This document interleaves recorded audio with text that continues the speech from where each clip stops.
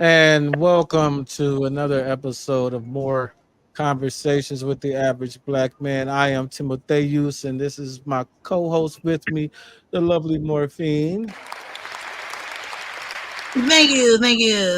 I'm not on camera today, but y'all get to hear my lovely voice. Right. Today is an open mic night. What you want to talk about? What you want to talk about?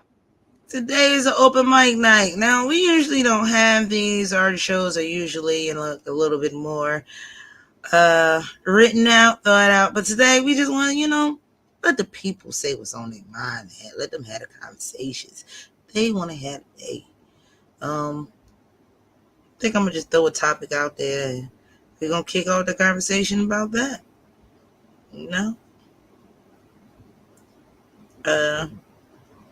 Go The ahead. first topic I'm gonna throw about is what we was talking about in the back chat. I really didn't get to engage because I was doing the family thing, but the conversation was a little bit about men cheating versus women cheating, and the little delusions behind that. Like some people may think that women are more emotionally attached to the person that they're cheating with, or they're cheating off of emotions, versus men just wanting sex. Um, What's the thoughts on that? Hey, excuse me, if you don't mind. Instead of talking about that, actually, can I bring up a topic real quick? Ah, Since we, yes. Then since we I asked you, are you know in, what? I ain't even gonna get on you yeah, about yeah, you it. asked me, and I was like, not at the moment, but either way, but so since we are in an atmosphere where some of our people are deciding on what to do politically and anything like that, which Oh, what do you guys have as far as your opinions on um, the political system today? Like, should we be Democrats? Should we be Republicans? If that makes sense. I want to get y'all thoughts on it. And granted, I don't vote. I'm just throwing it out there, but I just want to get an understanding from other people that do vote. Cool. that I sounds would like a fun question. say that whole party system is the flaw in the whole get down as it is because we're too focused on it's like Bloods and Crips. It's like two gangs, Democrats, Republicans. Oh, two ideologies at war. Let's step people as a whole, well, you just talking about black people, right? So just black, if just to whittle it down on my daughter in the back making noise. She all right. Come on, we was listening. The viewers know you got babies. They know you got babies.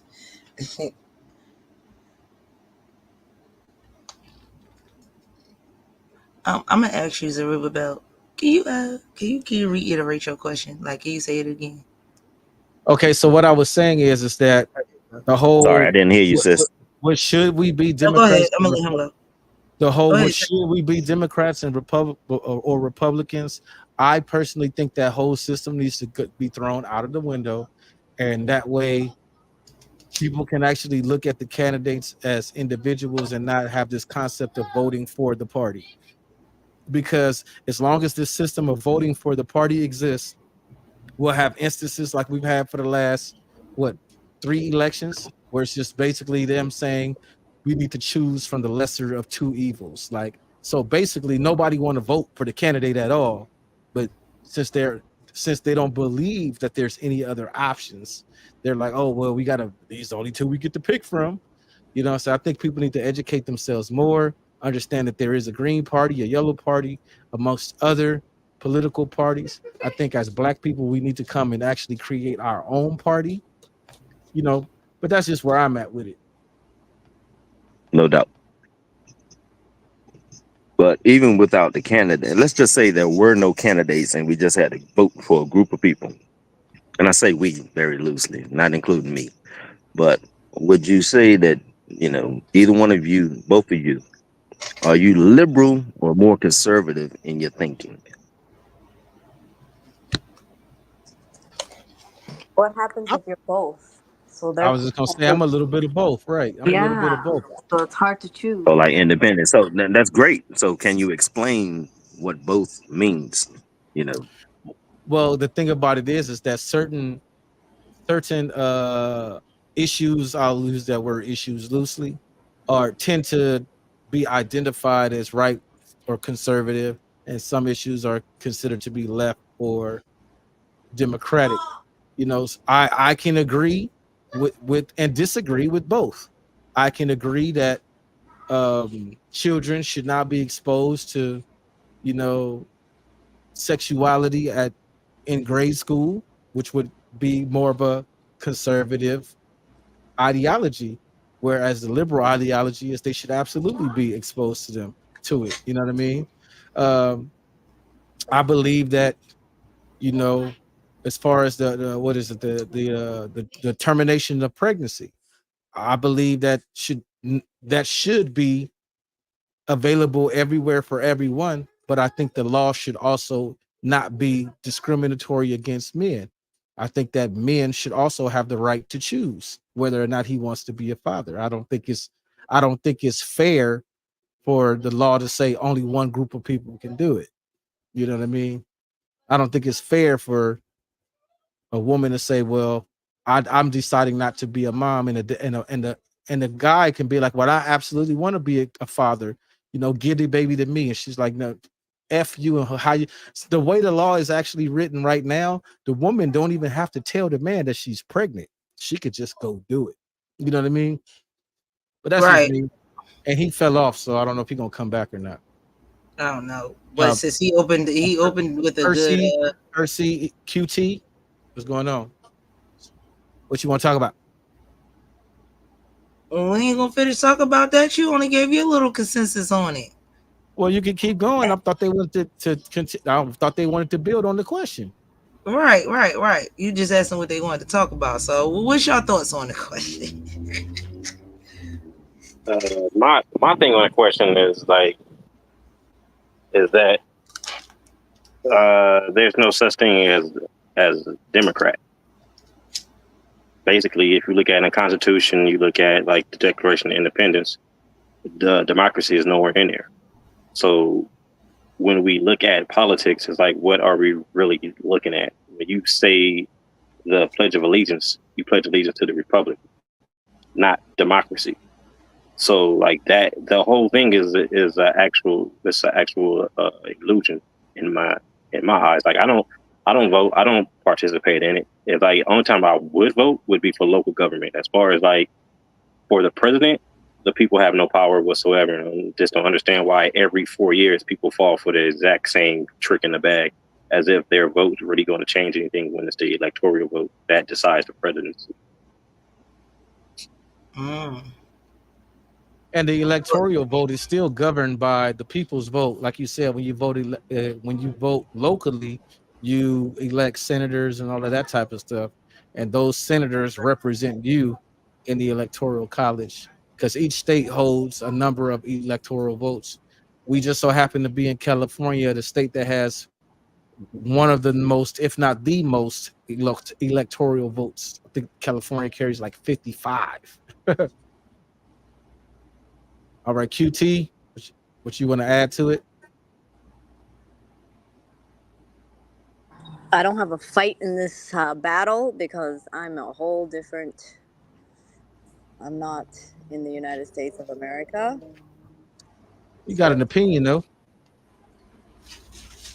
I would probably be a Green Party. I'd probably be not conservative. Was it Republican or Democrat? I won't be any of them. I would probably choose another party that has like in between rules. Because I am conservative at the same time I am liberal. We call it liberal here, but over there it's like conservative or Democrats. Yeah.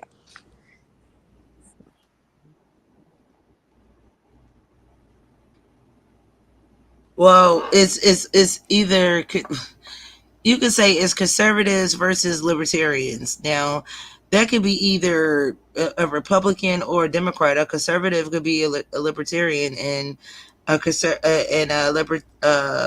libertarian could be a Republican. So, you know, A libertarian is a party within itself. So there's liberals and there's well, conservatives. liberal, like you could be liberals and you could Yeah, be conservative. So you can be you could be a liberal you could be a You liberal can be a Republican. conservative Yeah, Democrat. yeah, Absolutely. like you could be either But yeah, one. So, libertarian is a whole nother political party.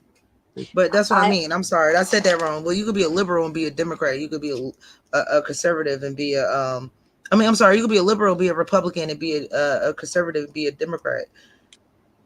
I think depending on which state I'm in, I would vote regarding the rules and regulations in that state, because each state I believe is different with their rules and regulations. So if I was in the South, I probably would vote How the South is conservative. voting. Yeah, conservative.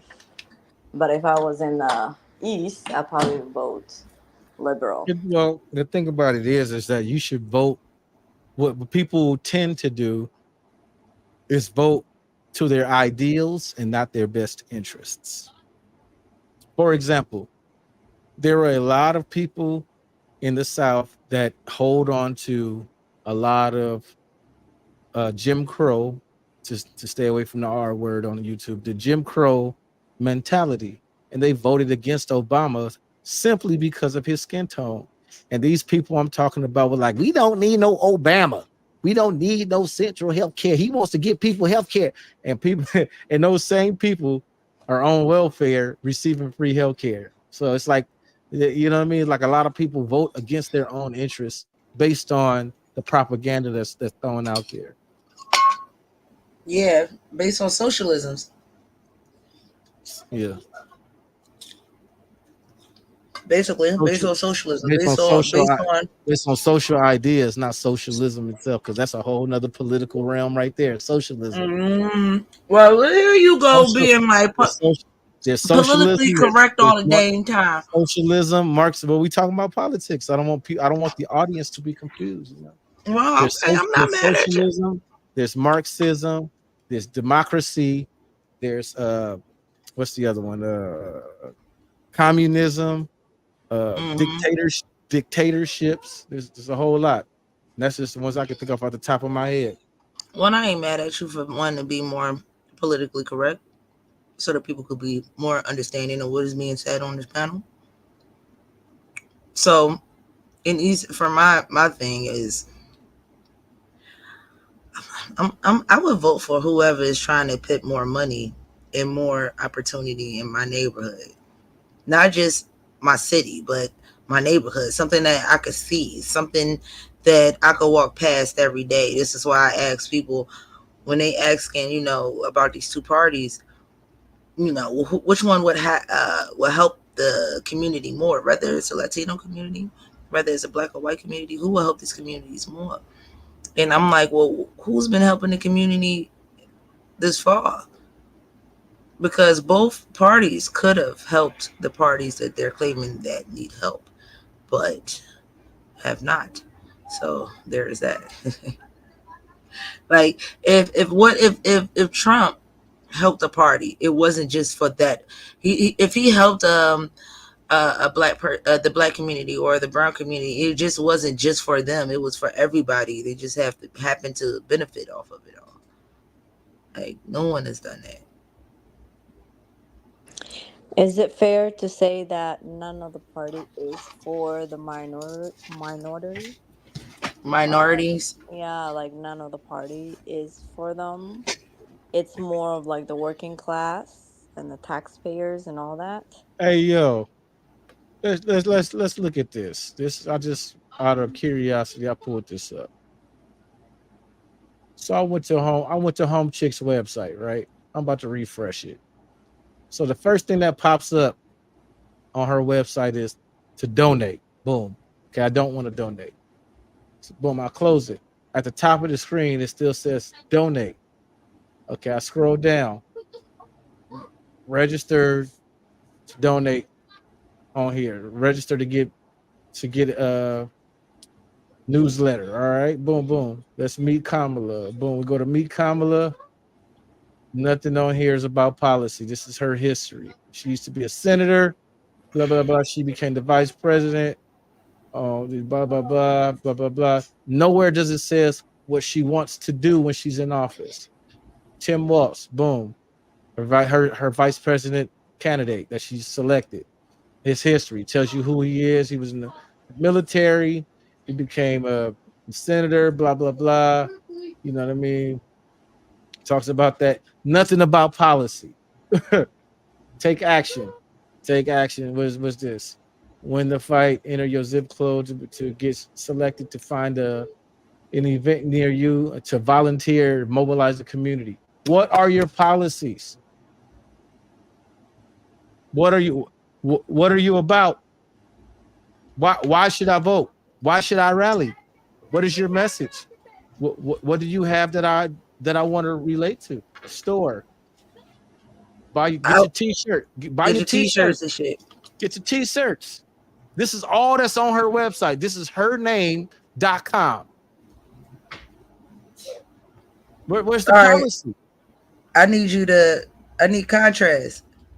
Yep, what is her opponent? What's her opponent website look like? We're about to look at it right now. Yes, let's see that. Now I'm not on nobody's side now, cause I'm hearing what my co-host is saying, and I'm fit. Do y'all see it? First thing that pop up, donate. A1 day one. All right, boom. What he got on his home screen, same thing. Oh, he got it. He has an agenda. Okay. Leadership, Republican, blah, blah, blah, blah, blah, blah. Let's take the community to GOP. Let's go to platform. Read the official Republican Party platform here. He got a syllabus. This motherfucker got a syllabus. Seal the border. Table of contents, y'all. Seal the border. Carry out the largest deportation. He letting us know what he's trying to do. End inflation and make America affordable again. That's he trying to play on words. Make America the dominant energy producer in the world. Stop outsourcing. Large tax cuts for workers. Defend our Constitution, our Bill of Rights, and fundamental freedoms. Prevent the World War III. End the weaponization of government against American people. Stop migrant crime epidemic. Demolish foreign drug cartels. Rebuild our cities, including Washington, D.C., making them safe, clean, and beautiful again. Strengthen and modernize the military. Keep the American dollar strong, basically, the world's revenue currency. Fight against Project Social Security and Medicare with no cuts. Cancel the electric vehicle.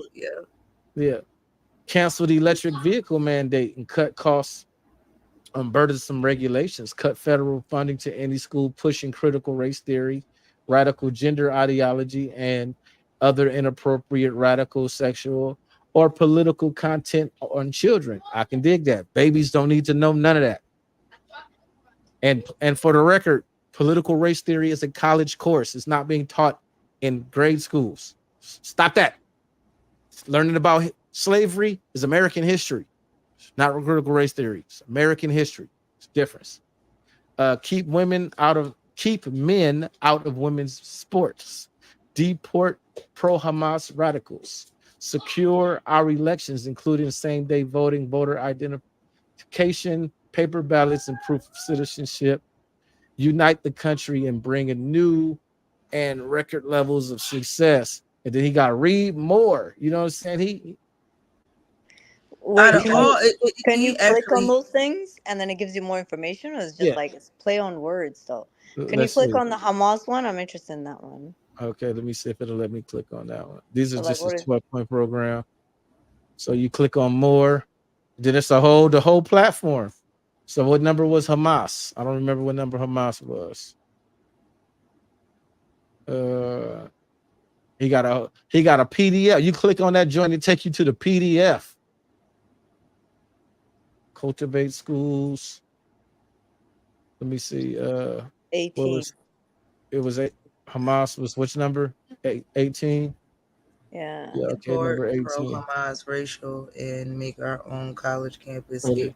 What is Hamas? It's What's the. pro Hamas? That's what I want to Hamas is find out. Hamas is like a radical Islamic terrorist group that's been identified by the United States government. That's false, bro. That is false. That's why I want to see more. That's what I said. That's why I said as identified by the United States government. That's what I said. Yeah, you got But to what listen is to Hamas? I the understand. words I'm saying. Just look up the because they have two different definitions. They have a definition that's an Arabic Hamas, and they have a definition which is hey, I know I'm on your channel, so I got to be careful. I would say the Israel definition of Hamas, and when you look at the both of them, they both are the same thing because Hamas could be Israel could be Hamas, and the Palestinians could be Hamas. So when you look at that definition, the way they portray it on the television is not what that word actually means. Yeah. All this breakdown don't like says is that. Republicans will protect Americans from terrorists. The terrorists of Guam, the Commonwealth of Northern Mariana Islands, American Samoa, the Virgin Islands, and Puerto Rico, and vital importance international. We welcome their greater participation in all actions. So it don't say nothing about that. When you actually click on it and you read it, this is like Meta AI wrote this. What people are gonna do is just look at No, people are not gonna click it and they're not gonna read that. This is exactly. right. Like people, that's what I've The said. link. I'm happy QT asked to like see if it elaborate on its 20 key points that they wanted to Right. And look at focus on. the table of contents is only 6. So right away that tells you right now all of those 18 were just talking points. Still the border, the greatest economy, bring back American dream, protect American workers and farmers. What's American dream? What's all that like? There's no The classic American dream is just to be able to work and take care of your family and buy a house and have a little piece of America to call your own. Yeah. I will agree on that. Bring comment. No, It's it don't it's say a, nothing about that on here. it's a number. I want to say number 18 is definitely standing out to me, and number which one? The one about the race, the cut federal funding for any schools pushing critical race theory, like that could have a broad spectrum on that. I don't like that, and I don't like the word of deport Hamas. That sounds religious, and I don't like that as well. All right. Like people are not their religion; they're people. It says, what is Hamas? Hamas, the Palestinian militant, struggled to govern the Gaza Strip before launching a surprise attack on Israel in 2023, now facing Israel's military campaign to destroy it. Hamas's future is in doubt, as is Gaza's. That's all it says. Hamas is an Islamic militant group that spun off of the Palestinian branch of the Muslim Brotherhood in the 1980s. It's took over the Gaza Strip after defeating its rival political party Fatah in elections in 2026. Governments, including the United States and European Union, have designated Hamas a terrorist organization over its attacks against Israel, which have included unaliving bombings and rocket attacks. Israel has declared a war on Hamas following the surprise assault on the country's south in October 2023, the deadliest attack in Israeli history. But wasn't that proving that was themselves? That's crazy. Well, yeah, let's not go in there because we're just, this is an American. I mean, it answers the question. I mean, we don't gotta like it. Right. It just says basically what I was saying. The way that they portray Hamas in the American dictionary, loosely, I'm using that word loosely, how they define it as a terrorist group. Just like Black identity extremists are considered a terrorist group. People that are Black identity extremists are, say it loud, I'm Black and I'm proud. You are now a terrorist because you say that. You see what I'm saying? I definitely would agree on that. I mean, America has a big thing about about individualism. They don't like that. Not as a people. What you want to say, Percy? I was gonna say first is the United States, not necessarily America. And then it's pretty much it's the same thing as the Crusades. It's still Christian versus Muslim.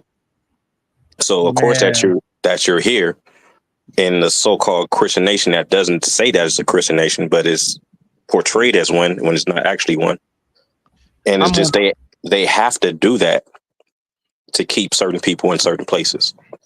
I want to read this definition, dude. Check this out. I want to read this definition, and I want y'all to tell me how this is not pertaining to America.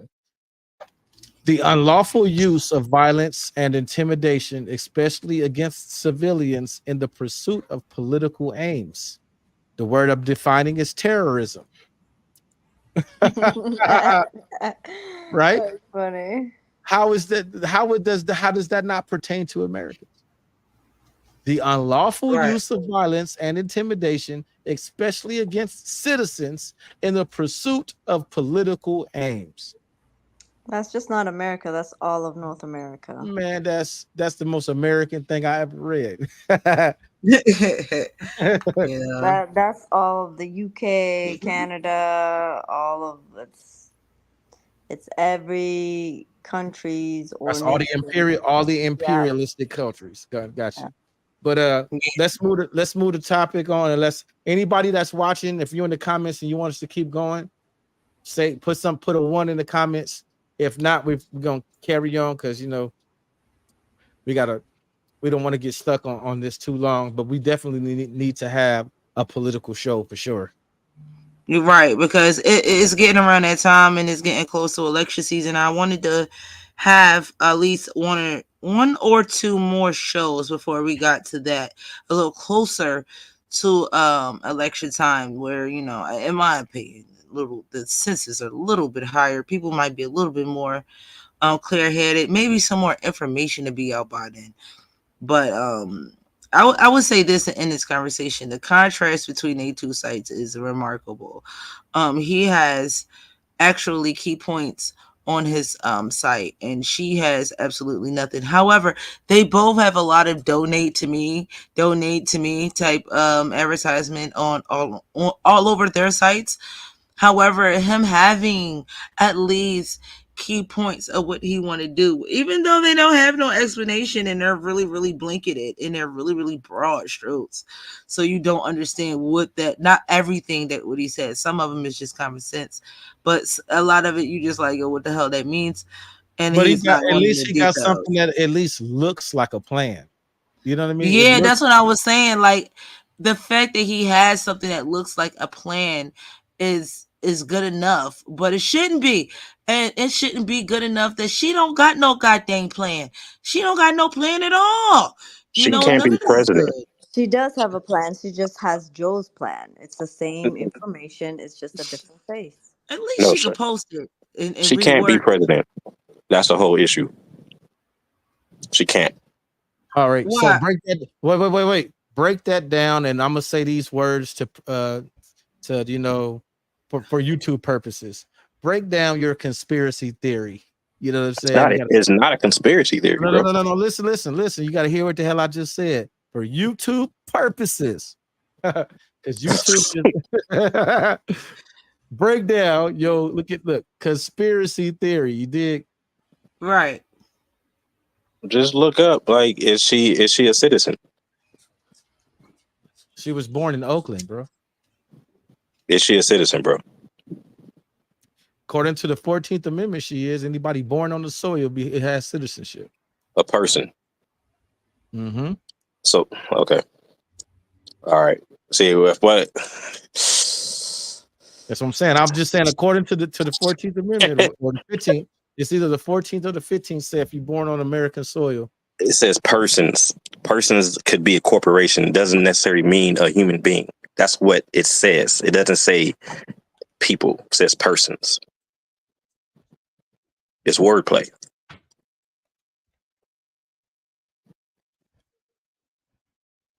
Well, brother, what is the meaning of you saying this? Because, one is going to take, a person being born into this country as a citizen, but you have another opinion or like I said, information on this. So what is that, brother?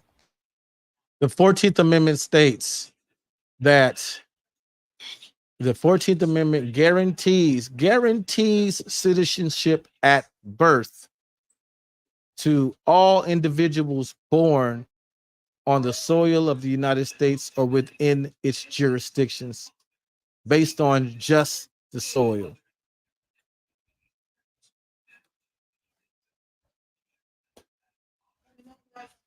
The only exceptions are individuals born in the United States, such as children of foreign heads of state or foreign diplomats, do not obtain citizenship just due to soil.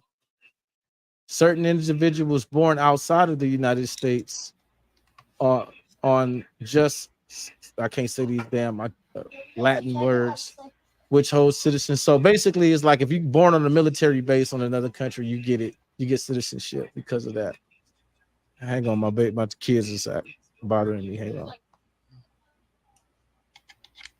Well, Purse, what do you got to say about that?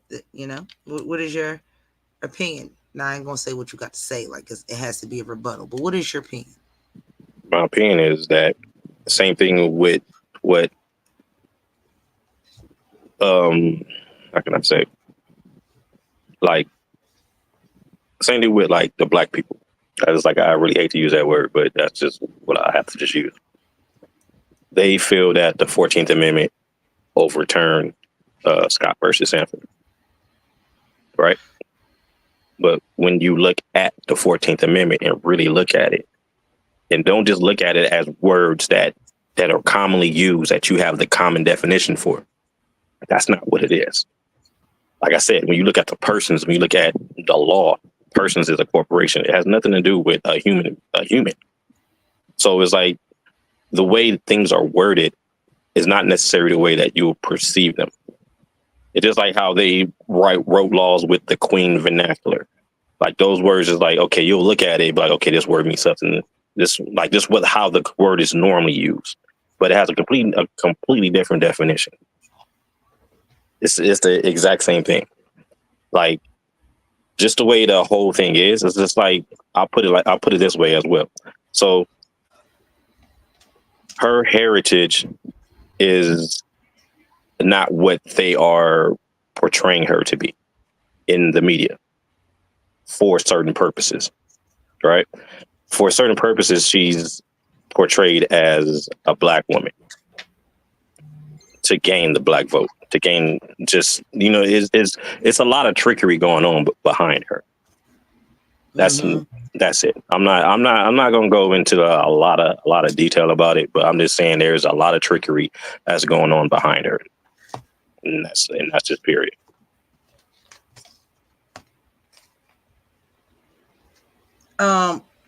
Like I want to say, and I want to say again, those two websites, Contrast, was just not good. It shows flaws for her, a lot of flaws for her, that she has no plan. Even if her plan was Biden plan, she could have copied and paste and wrote that thing in her own words. Something should be up there, and his should have way more details than what the hell he just said. But at least he has something. At least you could go off of something. And I don't like two of those little things that he has, and that's the one with the Hamas. But I mean, now that I had a better understanding of what he means, it's like, okay, that's a little above my pay grade. And the other one about the basically deterring racial theories, basically, it kind of sounds like if he wanted to take out slavery from the history books, or if he wanted to take out, let's not say slavery, because it's not always about us black folks. Let's say he wanted to take out how they came to America and took it away from the Native Americans. He may want to, not say he is, but he can, because it will fall under that little point that he made right then and there. Like that one point is like I said, is a blanket. It will blanket a lot of things that we don't want it to blanket. Let's say it that. I get that, but at the same time, like, what did you learn in school? Like what did you actually learn in school about yourself? You didn't really learn too much of anything. So taking critical race theory out of the situation or whatever, it's who's writing the books. So that to me, that is kind of like a distraction in my eyes, because it's like you could go to school and you don't hear anything about yourself, and then the whole narrative just starts with slavery. But then when you start to study U.S., like real U.S. history, you'll begin to see that a lot of that slavery shit was a lie.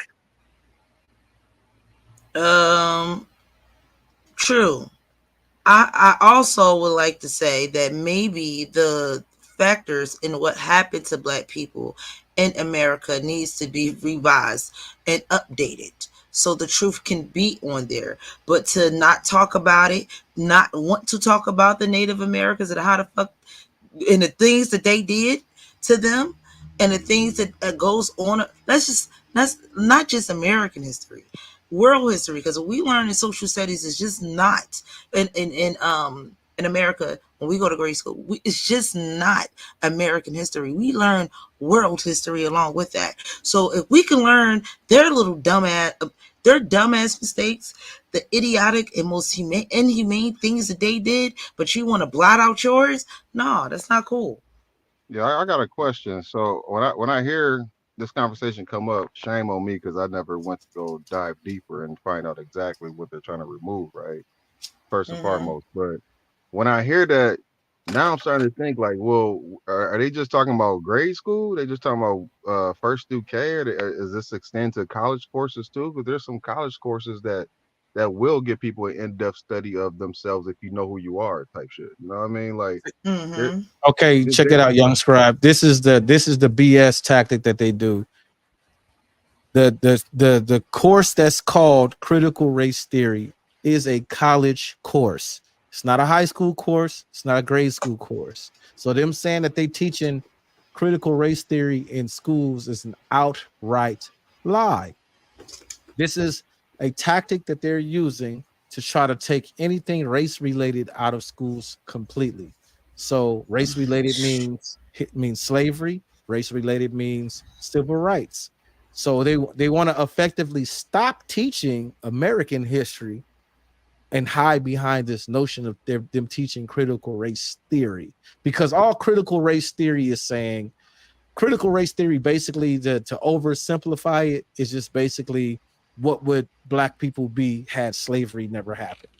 You know, that's all it is. Like, well, if slavery never happened, what would black people be? Well, the only reason black people are where they are is because of slavery. It's because of Jim Crow. It's because of this. It's because we've been conditioned to believe that they're less than us. That's what critical race theory is about. So, got you. So they don't want to, right? So does that okay? So they stopped the critical race theory. You said that's a college course, correct? Right? Mishear you, right? Okay, so what? 1 through K, they still teach like the fundamental. You know what I'm saying? Like the slave narrative still, but you don't get to get no deeper than other than that unless you strive to. You know what I mean? How we all did kind of strive to find out more information. But what about the next man who didn't strive to find out more information? They just still with that narrative. Like that's all they gonna give us now? It sounds like that. It sounds like they're trying to closet information again. Right. They're trying to get rid of that too, because the whole thing is there's been this push that they don't want white kids to grow up and believe like my ancestors were horrible people because they owned slaves. You know what I mean? They don't want one group of kids to feel bad for their history. But that's what history is all about. You know, Jack the Ripper is somebody's granddaddy. You know what I'm saying? I'm It's, hip, it's bro. just Like, it's just it's just what it's no, just like, what it I feel is. you. I feel you. You know what I'm Yeah. saying? It's just what that's just the way the cookie crumbles. You know what I mean? I mean, okay. I mean, I get it. I get it. Like, just like the psychological information, the weight of that information on some kids who may not know nothing from nothing, right? Like, oh shit, my people did that to your people. I'm talking from a white person perspective, right? They probably may feel like a little bit of shame for, you know what I'm saying, for their position in life, and they may grow with that hinderness. Okay, I get that. From black people's perspective, it may form some type of hate. You know, so I get that why you may want to remove that. But at the end of the day, it's like it's still gonna be questions. Like, why are these people treated so much better in society than I am? And it is gonna, you know what, it's gonna go right back to the race thing. How these people have been conditioned to think because of what, you know what I'm saying, because of the facts of what happened. They can't just get rid of that. Like, give niggas some reparations. Maybe we'll stop talking about it a little bit. Like, you know what I'm saying? Like, you can't just not. That's crazy to me. Like, that's so crazy to me, bro. You can't just But you not gotta talk be about you that shit gotta no more. You see. think it's okay. Now here comes my I gotta use these words for YouTube. Here comes my conspiracy theory with the air quotes. You feel me? So with this word reparations, right? This word reparations comes around. Let's just hypothetically say that because the law is gonna basically say we're gonna provide reparations to the descendants of slaves, right? This is the day they're gonna pull out them history books because at the end of the day, the government's not gonna want to pay this money. So they're gonna pull out every stop to pay as few people this as possible. Because first of all, they're gonna have to prove who is and isn't the descendants of slaves. And you know who gonna show up first? You know who gonna show up and get their checks first? People that Man, don't look like us. The they people gonna that shoot don't look man, like they gonna us. shoot themselves in the foot if they ever No, try some shit no, like that. no. Then what they gonna Listen. say? The The niggas that people, wasn't slaves were the actually Native Americans. Well, get no, them their no. rights again. I'm You not even know? going. I'm not even going there with it. Where I'm going with it is that the first checks that's gonna go out are gonna be to the people that were documented, the indentured servants. And before indentured, they were only called indentured servants after Bacon's Rebellion. Prior to Bacon's Rebellion, Caucasian people that were enslaved were called slaves. So it's gonna be a whole lot of them that's gonna get reparations. Wow. You know what I'm saying? And then they're gonna go through and one by one, they're gonna start excluding people of color. They're gonna say, oh, you actually are this. They're gonna come out and start telling the truth. Oh, you're a descendant of the Melungians. Your people were never this. Oh, you're the descendant of these people over here. Your people were never slaves. They're gonna water it down so tough. They're gonna come out and tell the truth so tough that it's gonna undo it's gonna undo a lot of work that's been done in the civil rights community. Civil rights nonsense. But check it out. So you talking about like how they erased the whole slavery thing out of history, or how they doing it. When you look at history, like, or even I won't even put it. I'll rephrase what I was about to say. So it's like blacks are the only ones that hold on to slavery. When you look at the word slave, it has nothing to do with a black person. It has to do with the Slavics. So it's like you're taking on a whole nother nationality, because that's actually a nationality, like Slavics.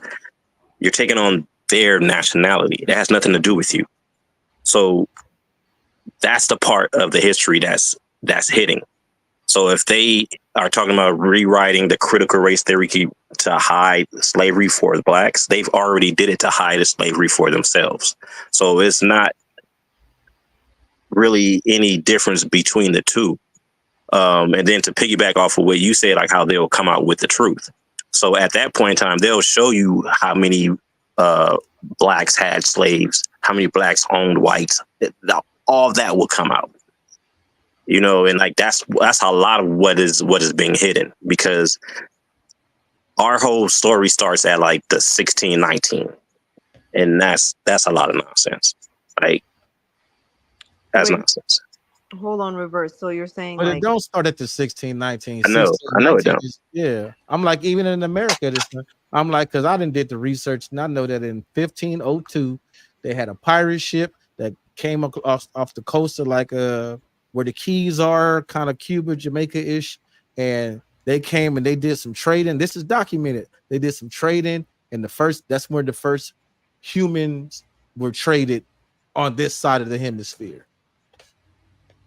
And it was freaking a pirate ship. And it don't say what race the people were, none of that. It just say that people were traded.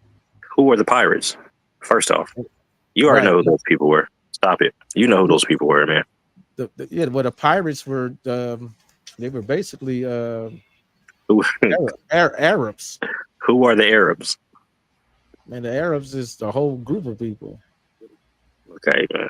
So it's a whole bunch of there's a lot of because we can group them into Moors, but before they were Moors, they were called, you know what I'm saying, something else. But during that time, during 1502, they're absolutely called Moors.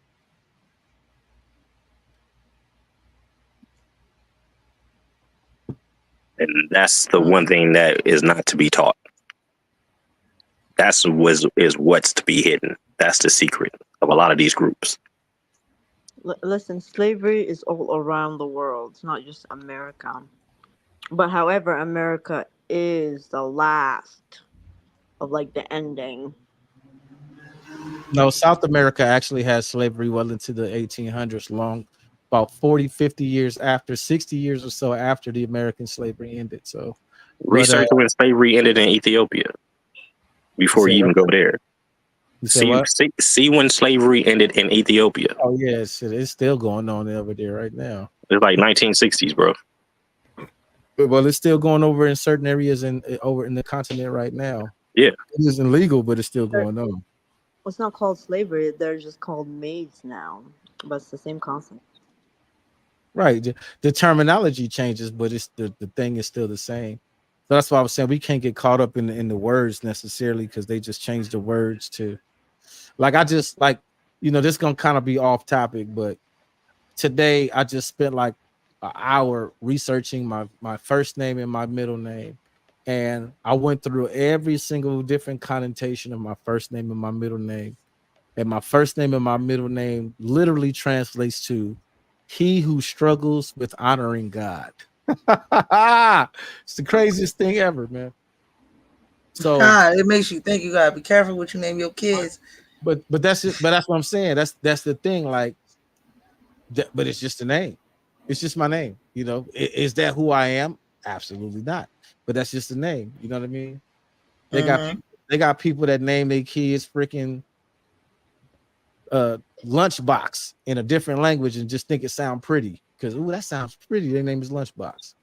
But so we have to be careful with, because to Percy's point, they do use words to deflect, because anything that has its own dictionary plays by its own set of rules. And there is a dictionary called a law dictionary, and terminology that we use in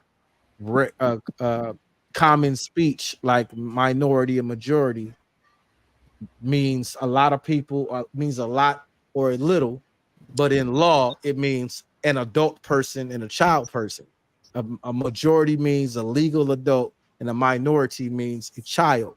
So if you're running around calling yourself a minority group, you're saying you're a group of children, and under the law, children cannot make decisions for themselves. Decisions have to be made for them by the majority, by the adults. So you got to be careful with stuff like that.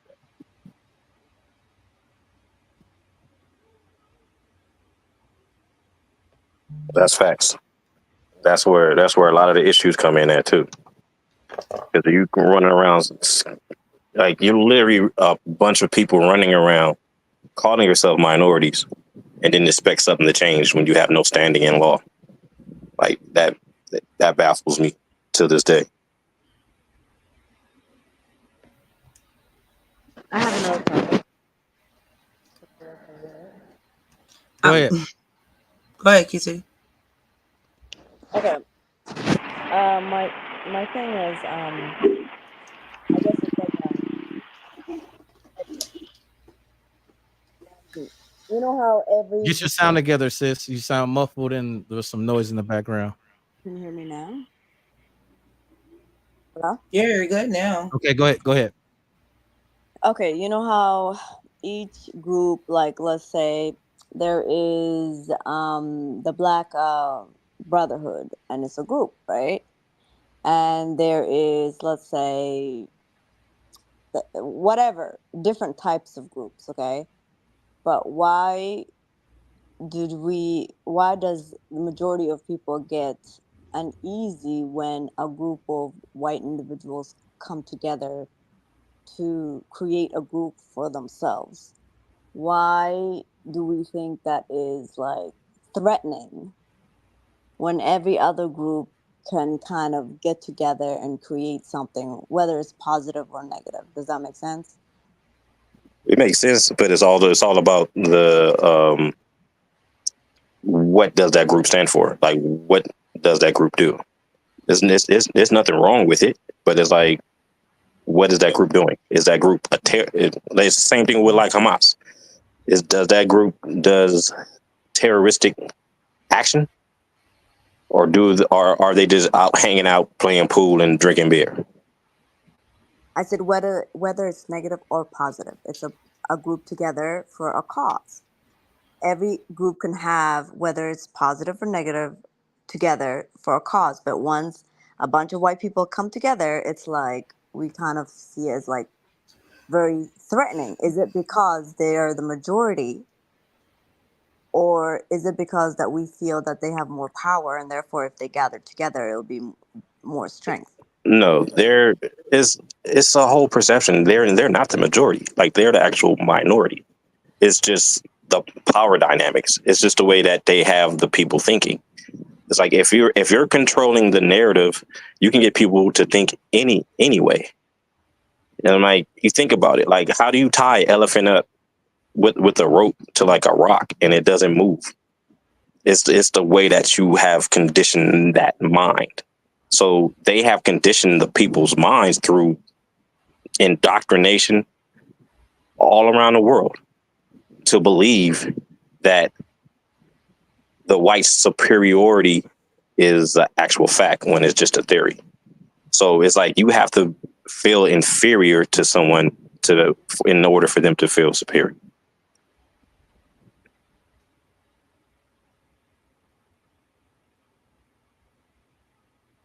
Well, yeah. And with the white supremacy,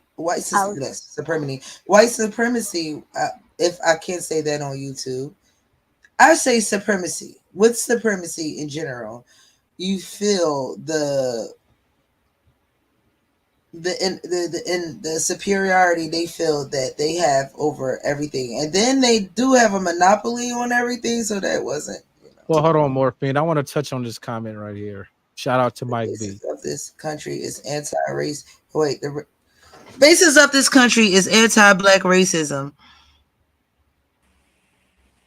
So to teach the truth would unravel the fabric of this country.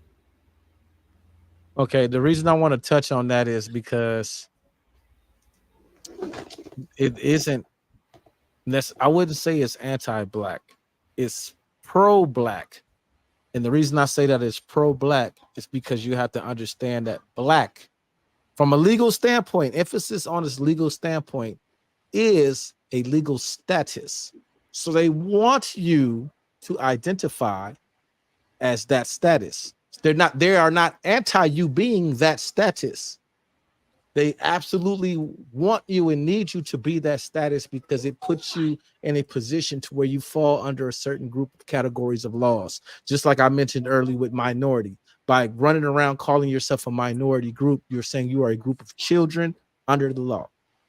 And children under the law cannot make decisions for themselves. They need the majority means adult, to make decisions for them. So they are not anti-black. They want you to be black. They are pro that. Please identify as this. We want you to be black. So therefore, you can put yourself under this category. So therefore, we can treat you according to the codes and laws that are written for this group and class of people. Welcome to the stage, Mike, aka James Bono. That's facts. Hey, how's it going? Welcome, All right, brother. welcome. Come on with your bill, brother. Welcome. You got the floor. that was actually my comment that I put. I think that what you say could possibly be true. But I think that when you look at the history of this country and what I was actually referring to was the treatment and oppression of black people, not the classification of people as being black.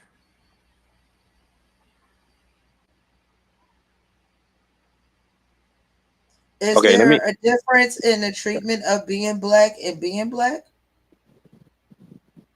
That's the difference between the treatment of being black and being black. Nobody's black. First off, that's just a social status that you're sticking to. Because at first, you were colored, Negro, African American. So black is just a word that's being accepted by these generations now. Like my father's in his like 80s. So in his generation, if you call somebody black, it was a fight. It wasn't accepted. So we are accepting these terms and actually thinking that it's something positive when it's absolutely not. You can't really go to other countries and be like, I'm black. That doesn't, like, what is that? A lot of countries don't even understand that. It's basically in the United States. Yeah, that's true. And But I the mean, thing about that we're though too. referencing the United States though, so we have to use the terms that are. But the that are thing here, about right? that though, Percy, is that that term has also evolved. So people like myself and you and a few other people understand the legal history behind it, but at the same time, we have to acknowledge that it has also grown and blossomed to being recognized as an American culture. And when I say this is why you see Jamaican people say, I'm not black, I'm Jamaican, and they be blacker than your patent, they be darker than your patent leather shoe. You see people say, I'm not black, I'm Dominican, I'm not black, I'm Panamanian, because they don't want to be associated with the culture that goes behind, that's attached to that particular connotation of the word. No, it's not the culture.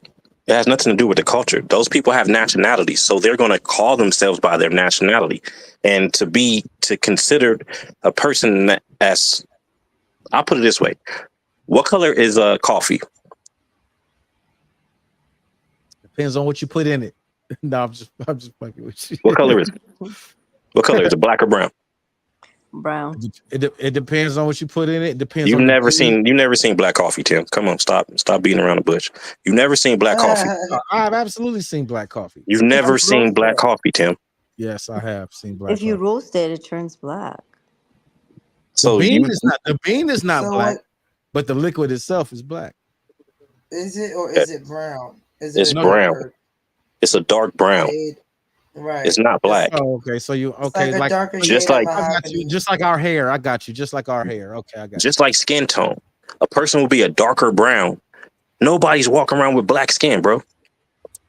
So it has nothing to do with the skin of a person. Man, I'm telling you, like my last trip to Morocco, bro, showed me like so much about the United States, and it shows just how false this shit is. Like to actually go and like talk to people and actually be like, wait a minute, like what?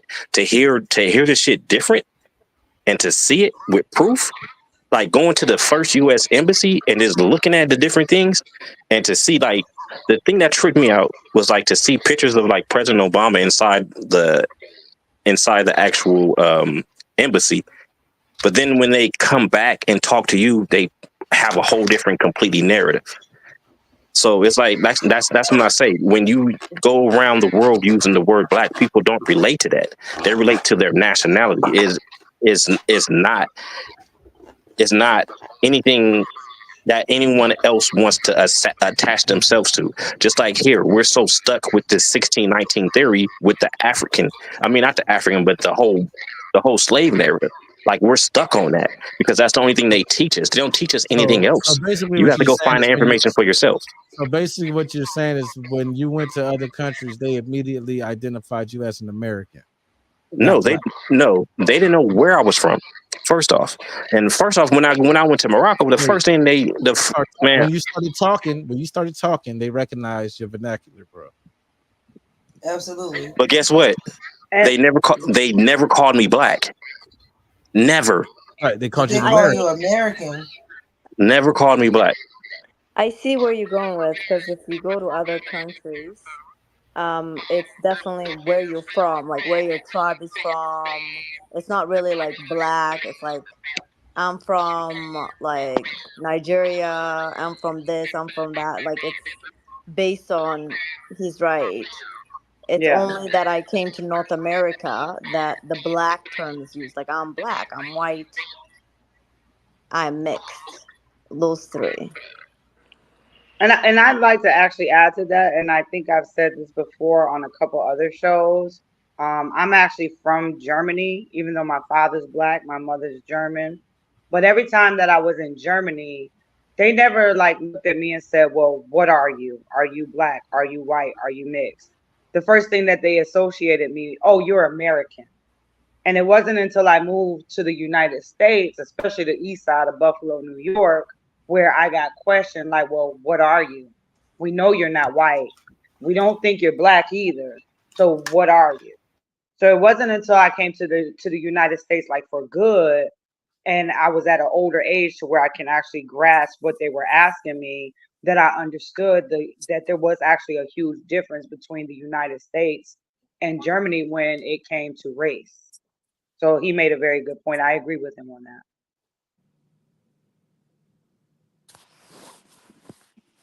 Shout out to Miss Fields for joining the panel. Shout out to Janelle for joining the panel. So what she just said just reminded me of a conversation that we had in the back chat a couple of days ago, and the brothers were raising a hell about it. So what I proposed is that why are we, the so-called black people in America, so opposed to giving ourselves an identity of our own, that we want to splinter ourselves and identify with cultures that we have no remembrance of? We may have bloodline connections to, but we have no remembrance of it. And if we follow the narrative that has been explained to us, going back to the 1500s, like I mentioned earlier, we've been here 500-600 years. And in that time, we have cultivated and evolved into a culture that is distinct to us, to where in 2024, we are the most influential individuals on earth. The 40 million of us that make up the so-called Black American has influenced the entire world with the culture that we have cultivated here. But yet we reject this culture. We don't want to say that we don't have to use the term black. We just name it something. We want to throw away all the work that the people before us have done. All of the people that got their asses beat in the street, they got killed, they got hung and lynched. We want to throw all of that work that they did away. Fuck all of them. I'm not them. I'm an Israelite. Fuck them. I'm a Moor. Fuck them. I'm a Kemet. Fuck them. I'm a whatever the fuck. You see what I'm saying? Why is it that we are so against what we have cultivated? We was here. We cultivated. This is literally ours, but we rejected. And everybody was like, "Oh shit!" Like nobody really gave a clear, concise answer. And I don't think it's a rejection, Tim. What I think it is that they don't know. Like you don't know, because like if a person's not going to treat you right, they're not going to teach you right? So the thing, there's just a few things that you said that stood out. How you say we're the most influential, right? We pretty much in the world looks at us and all this, like we are creators and all this stuff. Now,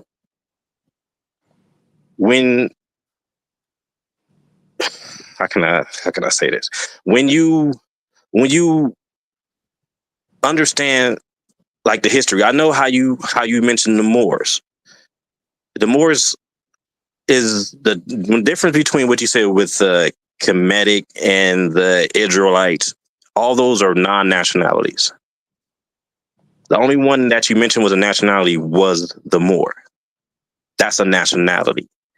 And then when you look at how they influence the world, then we look at what happened after 1491 and where those Moors were going and how the whole Spanish Inquisition, like how that whole thing happened. When you look at that and you look at why you're here named Black and not understanding why your name is Black because you're a lost person because they're not giving you your history. But then once you capture your history, you'll see that pretty much everything that you look at have came from you, like just around the world. I'm telling you, like just from like the travels that I've done, I will never deny a Moor. Never. Especially like I said, my last trip, Israelite is still technically a tribe, and a tribe still translates to a nation. So you know what I mean? Israelite is not a tribe. I mean, it's Israelite is not a nation. It's not. A tribe can still be considered a nation. They say the nation of Navajo people, the Navajo nation. But the Navajo are technically a tribe. Navajo there is no land of Navajo. But Navajo is recognized. The difference is this: the Navajo is recognized as a nation. Israelites are not recognized as a nation. There's differences. Look up Resolution 75 from 1933. And I guarantee you, when you look at certain things, certain documents that has been here, like for you, that a lot of people don't even know about, you'll start to open your eyes. There's certain things that are out there. Like I said, this last trip to Morocco, bro, I got information that was like, what the fuck? Like literally, like, hold up. So all this stuff that's here, the information that we have here, how you were saying, like what you say, like from the 1500s or whatever, you have to go beyond that, bro, because we was here prior to that because they ruled the seas. When you understand that, the world will open up to you. Like even in Germany had Moors. I mean, it's I don't know. It's like it's a lot of information. I don't want to hog up. You know what I mean? So I'm just like, that part right there was kind of iffy to me, bro. So would you say that like the Israelite is more like a belief than versus a nation? Is that what you're kind of trying to say? Okay, you can't go to the UN and be recognized as a nation as an Israelite unless you come there as a collective, right? Because like that's the biggest thing that we have to do is come together as a collective. As long as you go under things that were taken from you, I mean that were given to you, and not what you are. Even like they'll even say blackamoor, right? They'll even say the blackamoor. The black of the Moor is the derogatory statement for the Moor. And when you look at a lot of things that, as far as basis upon, like how if you look at what's his name, Jesse Owens, when Jesse Owens was in the Olympics and he was running, when you look at the Time magazine article on him, they called him a blackamoor. When you look at certain people during those time periods, they call them blackamoors because that is the lineage. There's no way it's like when you see it, you can't deny it. It's like when you look at pictures with George Washington, you see the Moor. When you look at when you study Harvard and who actually helped Harvard, you will see the Moor, and you will see yourself. I mean, it's like it's no way to get around it, especially in the United States, because it's like, how do you figure who recognized the United States to even become a nation? It's like you cannot recognize that. It's like all these other groups are subgroups that don't really understand what's going on. A lot of like the Israelites, oh, that's biblical. Okay, but when we talk about what we can go see and touch, it doesn't stand up. Okay, so when I Google the Moor race, right, or is it nation? Like it's a combination of different tribes or like different ethnic backgrounds. Right. So the Moors, Yeah. like So South Africa, which is northern Senegal, western Mile, Morocco, western Algeria, Arab, and Yemen and Syria. right, like as a whole, that is what the nationality is as a whole. So they're in all their background is Muslim population. That's not necessarily true. I'm gonna tell you that right now, and that's why I was going Algerians, back. That's why I went to they're the Christian against the Muslim, because they have to do that to stop that narrative. I mean, they have to no, have that narrative to stop you from going back to it. pardon me, it's a combination of both. Well, and that's Or- another thing, because in a lot of the books that I read and studied, like the whole Israelite would be Moors. So They it's would like, be. They so would be. so Yep. there is no. That's what I'm saying. The demarcation that you made earlier wouldn't it? Like I said, they would be a tribe that falls under that empire. You know, because like for example, like she named a plethora of different countries, and these plethora of different countries that fell under that empire, even though it was the Moorish Empire, they still cleaved to their identity. They still cleaved to the land that they were on. Same in the Roman Empire. The Roman empires spanned all the way to the east, to as far down into Africa as Morocco, all the way into Spain. And they never called themselves Romans, even though they were a part of the empire. Who didn't? What do you mean? So the people, like, okay, for example, the Roman occupation of Egypt. The Egyptians were forced. They may have been forced to call themselves Romans, but they never identified themselves as Roman unless they had to. They still cleaved to their culture. They still had their religion. They still had their language. They still had their food. They still had their music. So And guess what? Guess what? Black people have none of that. First off, and when you look at the food, most of the food is the exact same. right. Like just the basics of the food is pretty much the same. Okay, this raises an I interesting think- question for me. My question would be: this is like I'm listening to what y'all saying, and now I'm gonna be like up at 3 thinking about this shit. So, like, pretty much what I'm gathering is if you're thinking about a nation, you're thinking about like-minded individuals, whether it be their beliefs, their structure, their food, their their traditions in that kind of nature. So then we call America a nation, but are we then really a nation? Because we are so a melting pot that we're not really a nation. Like if I think of like a nation, I think of, I don't know, let's say China, where 90% of them probably have the same traditions, same food, et cetera, et cetera, et cetera. And we don't have that yet. So I like where you can we really call ourselves a nation, or are we just a country where a whole bunch of us live? That's all North I like America. that. That's a good question. That's all North question. America. Well, there That's a good are some and very limited things that we can truly call American, like American football, American basketball, you know, things like that. But for the most part, even the history books acknowledge that this country was founded by immigrants. So and they refer to this country as a melting pot. So that's already woven and written into the history. Now, as far as us here in America saying that, and when I say us, I mean us that we got this melanated skin that say we are not a nation within ourselves, and that we don't have a culture. I don't give a damn where you are from the East Coast to the West Coast. If you are a so-called Black American, when there's a holiday, all of you are eating greens, we frying chicken, we eating okra. That's cultural. And Percy was saying that that's something we don't have. That is absolutely something. Food is absolutely something we have. Music is absolutely something we have. We don't covet it the way I feel personally that we should covet it.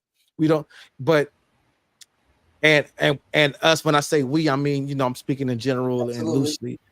we as a collective are hypocritical in a sense to where we'll covet it and reject it at the same time. And an example of that would be, oh, look at Sexy Red, she's so ghetto. That's not all black people. All of us ain't like that. All of us ain't tattoos and red weaves and twerking and all of that. But then they see what's her name?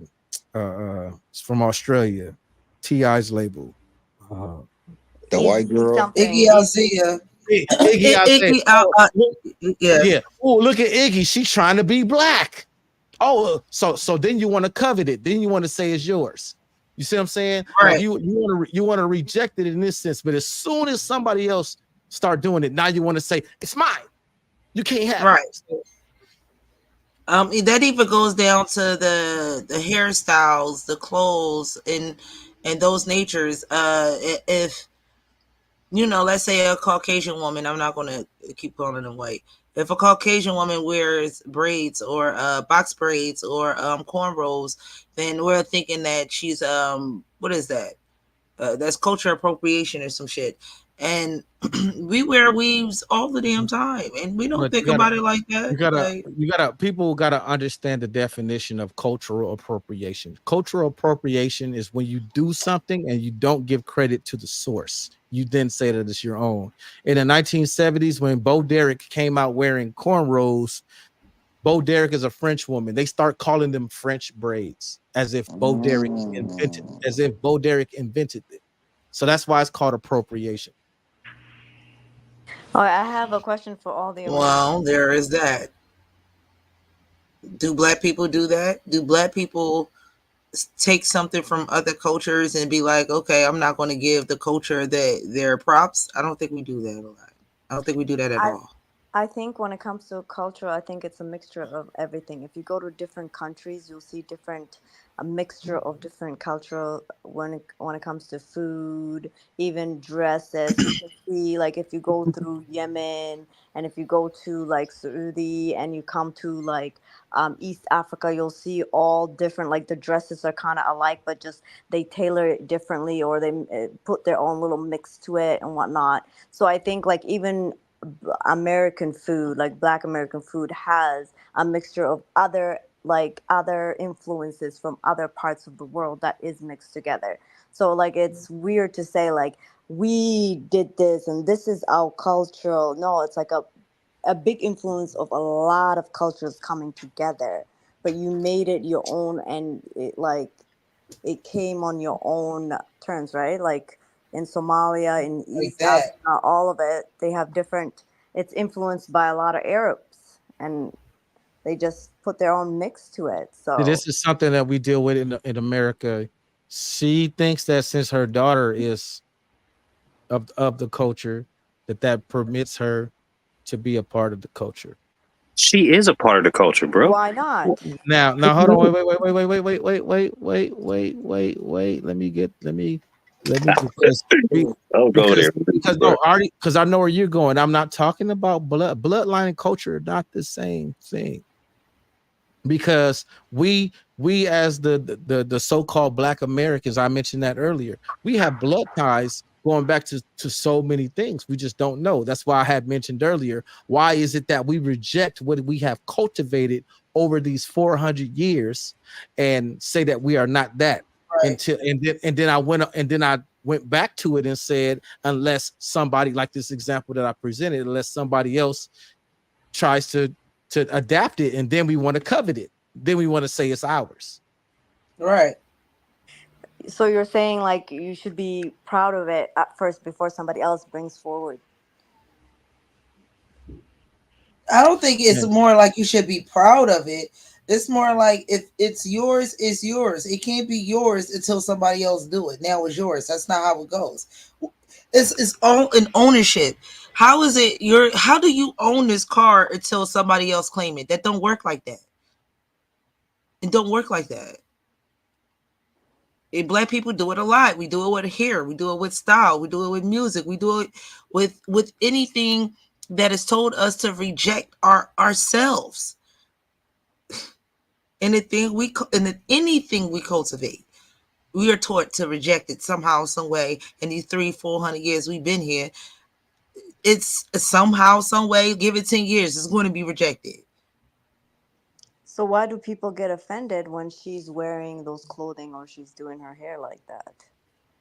You know, she has because of black the concept of she's not black. Like I was saying, like the same people that'll say she's not black are the same people that'll reject Sexy Red, the Bigos, and say, oh, the ghetto culture, that's not us, that's not a representation of us, that's not who we are, that's not a representation of us. But when what's his name,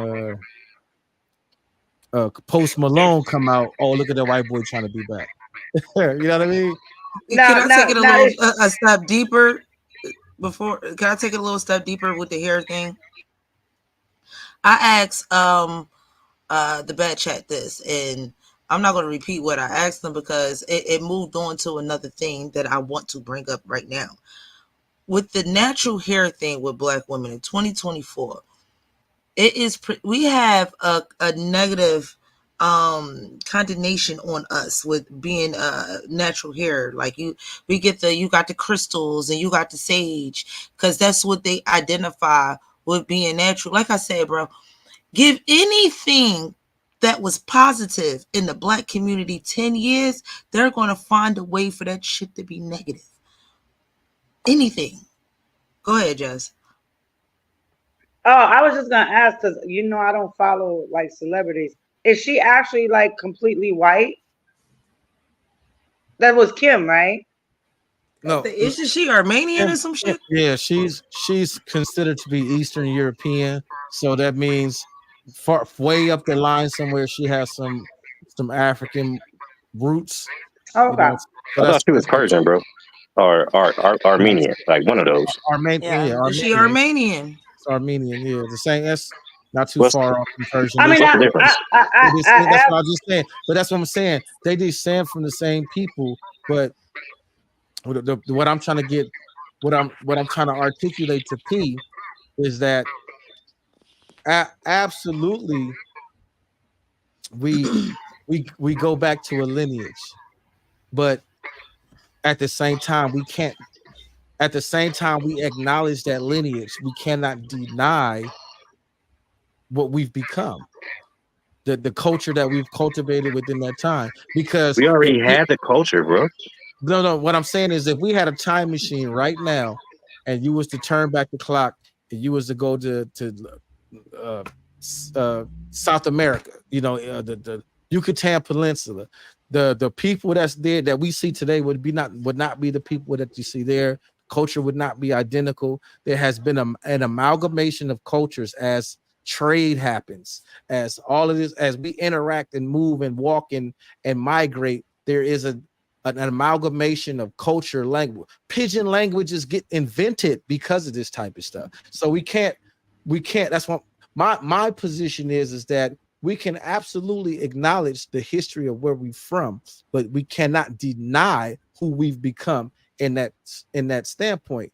To give a even more hyper simplistic perspective, I'm 44. If I go back to being 14, that dude is not me. I don't know who that dude is. I can't. That dude is not who I am today, because that dude has not lived all the years that I've lived and progressed and grown and evolved into the person I am now. I don't deny him. I don't deny him, because that is also a part of who I am. But I can't say that person from 30 years ago is who I am today. I identify as 14-year-old Tim today. I can't do that. That would be ludicrous. Absolutely. I have a question. So the culture, the Black American that you say they have, like Sexy Red or whatever you were giving examples of, is that culture due to like the deep cultural background, or is that due to circumstances of the country? It's due to circumstances. It's the evolution of the culture over time. Most of the music that you hear today in America was invented by the people that they call the slaves. Everything is a branch off of the same tree. Blues, country, hip hop, jazz is all us. Rock and roll is so associated as not us today. It's called white boy music. But the first rock and roll artists were Chuck Berry and Little Richard and what's your boy? Come on, baby, do that twist. That, you know what I'm saying? Chubby Checker. Right. That was rock and roll music. And there are countless movies that show the history of these record labels where they show how they have the black people in the studio recorded, writing something, or they'll have the record executives go to the juke joints with little recorders and go there and transcribe the sheet music because they got a perfect pitch, and they'll come back and they'll do the same song and they'll circumvent the ownership, which is how they get us. They circumvent the ownership by documentation. You can be the author of something. This is where a lot of people get copyright twisted. You can be legally the copywritten author of a intellectual property and not have the right to sell it, which is publishing. In the 80s, Paul McCartney and Michael Jackson had a falling out because Paul McCartney told Mike, because Mike was like, hey, Paul, I'm making all this money. What should I do? Paul said, hey, you should find a good investment to invest in. You know what Michael did? He went and bought the publishing to the Beatles. Paul McCartney is a Beatle, and he didn't even have the rights to his own freaking music that he wrote. That's how they've done us throughout the years. And I'm just not even talking about music. Like Cotton Gin, you really think it was a slave master that said, let me figure out how to make it easier for my slaves to work? The whole notion that slaves were stupid and couldn't read is absolutely ridiculous. Do you think a person could build a house and make cement and all of that and not have an understanding of mathematics and measurements and understand? It's a craft. I'm going in too deep. I'll land the plane. Go ahead. You're not going in too deep. You're just going back to the basics. So once again, the thing that you're calling culture here is what you were already doing. You're already doing it. It's nothing new. Like nothing new. It's just like what we did. We turned a lot of stuff over to where, as you were saying, we don't have the ownership to. So as like the whole Sexy Red, like that's kind of like the like an industry plan. It's like it's people that's run the industry that want a certain image for you, and then that's what the followers, the younger generations, do. They follow that image, and that's exactly what's going on. I want to beg to differ. I want to beg the damn differ. Every culture, I'm going to. Every culture is not as bad as Sexy Red. Okay, let me make this disclaimer. I never seen music that damn broke. I never heard it. I never seen it. I never heard or witnessed or experienced a Sexy Red in my generation. It wasn't, if it is a bad, it wasn't that bad. So I would say this though. Every culture has a shaky butt damn segment of their culture. Like, Hawaiians, hula dance, Jamaicans have dance halls and things like that. And do you see a Jamaican dance hall? That's what we will call ratchet as hell as Americans. But to them, that's their culture. Yeah, but can we? But hold on, real quick. Can we just really say out loud that Sexy Red is not our culture, please? Can we just please say that? No, she's not our culture. But I would say the twerk ain't no but. She's not our culture. Period. Period. But see that, that goes back to the shaking ass and all that twerking and stuff. That's been culture. You guys just did right now exactly what I'm talking about. Yes, that's what I'm saying. You guys are denying Sexy Red, but the minute Susie Q come out with her blonde hair talking No, I about. would deny Susie Q too. I would deny all of Let me them. say this. You're speaking of you as an individual. I'm talking Yeah, about as an individual. as I'm talking about the collective. The minute that they come out and be like, Al, what's her name? Catch Me Outside. You know what I'm saying? She trying to be us. And That's the not collective, us. That's just but ghetto culture. right, but that's what I'm saying. But But where is and this see, ghetto culture coming from? well, that's It has to come and from that becomes somewhere. Everybody. that becomes a different demarc. But no, but see, but that's where you have to distinguish a different demarcation as well, because it's semantics.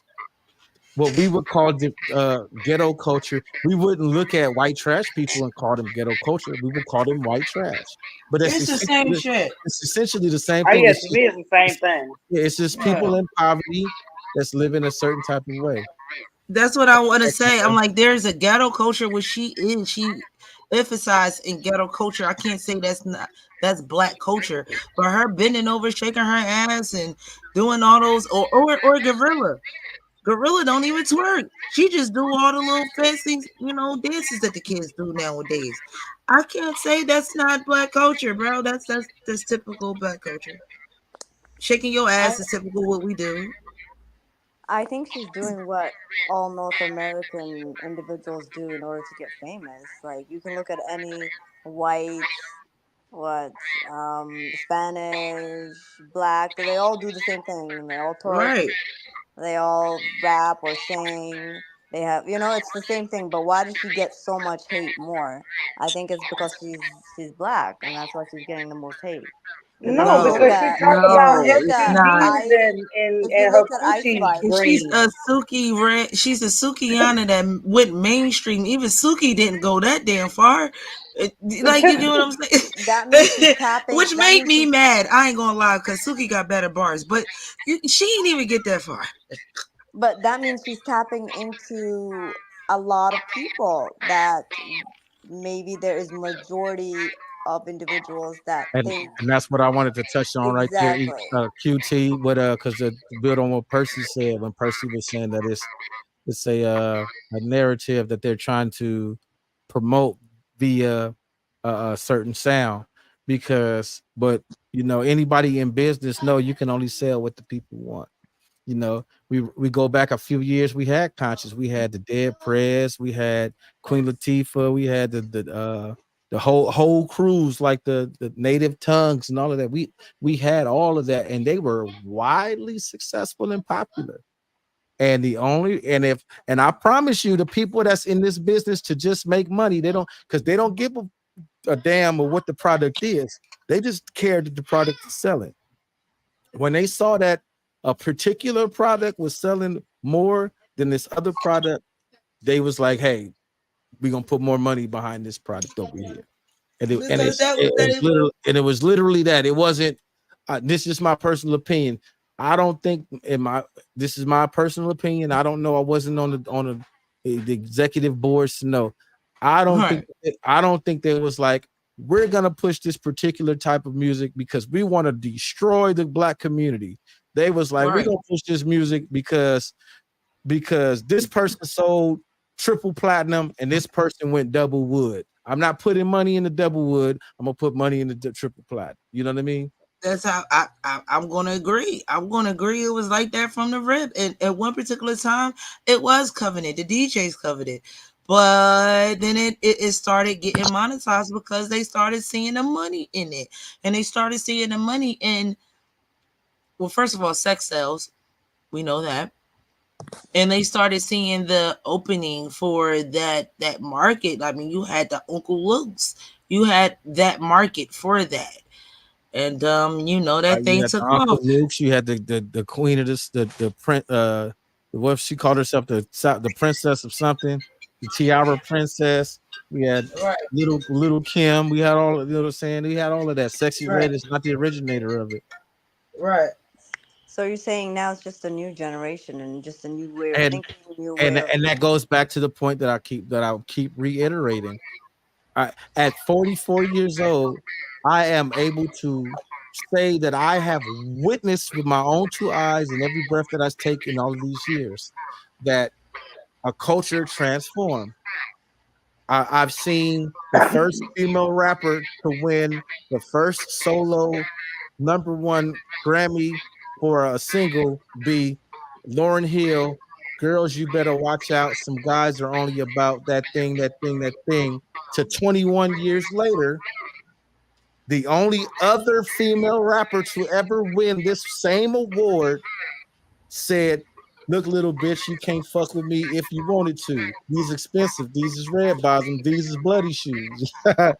This is a clear, tangible piece of evidence to show the transition in the culture. That's not a transition in culture, bro. But let me ask you something, Tim, right quick. Do you think that there's a difference between female entertainers and the male entertainers? No, As far as we already know that already know that like sex. Let me give you an example. We already know that sex sells, right? So of course, you don't want your female entertainer up there in a nun suit. You want her to show some curves and stuff because you know what's gonna sell. You want her to talk a little bit of shit, right? But the one thing that I did have to disagree on when I was listening to I think Morphine, when I say that there are some people that literally do sign particular people, and I'm not saying necessarily to destroy the Black community, but to benefit themselves from the destruction of our young Black children. So by that I mean like thug music. Y'all do know that the #1 group of people that buy Sexy Red and all of that ratchet music is not Black people, right? You know that, right? Like I said that a long time ago. I said, like, do you know the #1 consumers of drill of that type of hip hop is not us? When you look at her concert, it wasn't a bunch. Man, right. Well, hang on. Drill, hip hop, drill was invented in the UK. That's not even American. That part. Drill comes from drill is they shit that we adopted.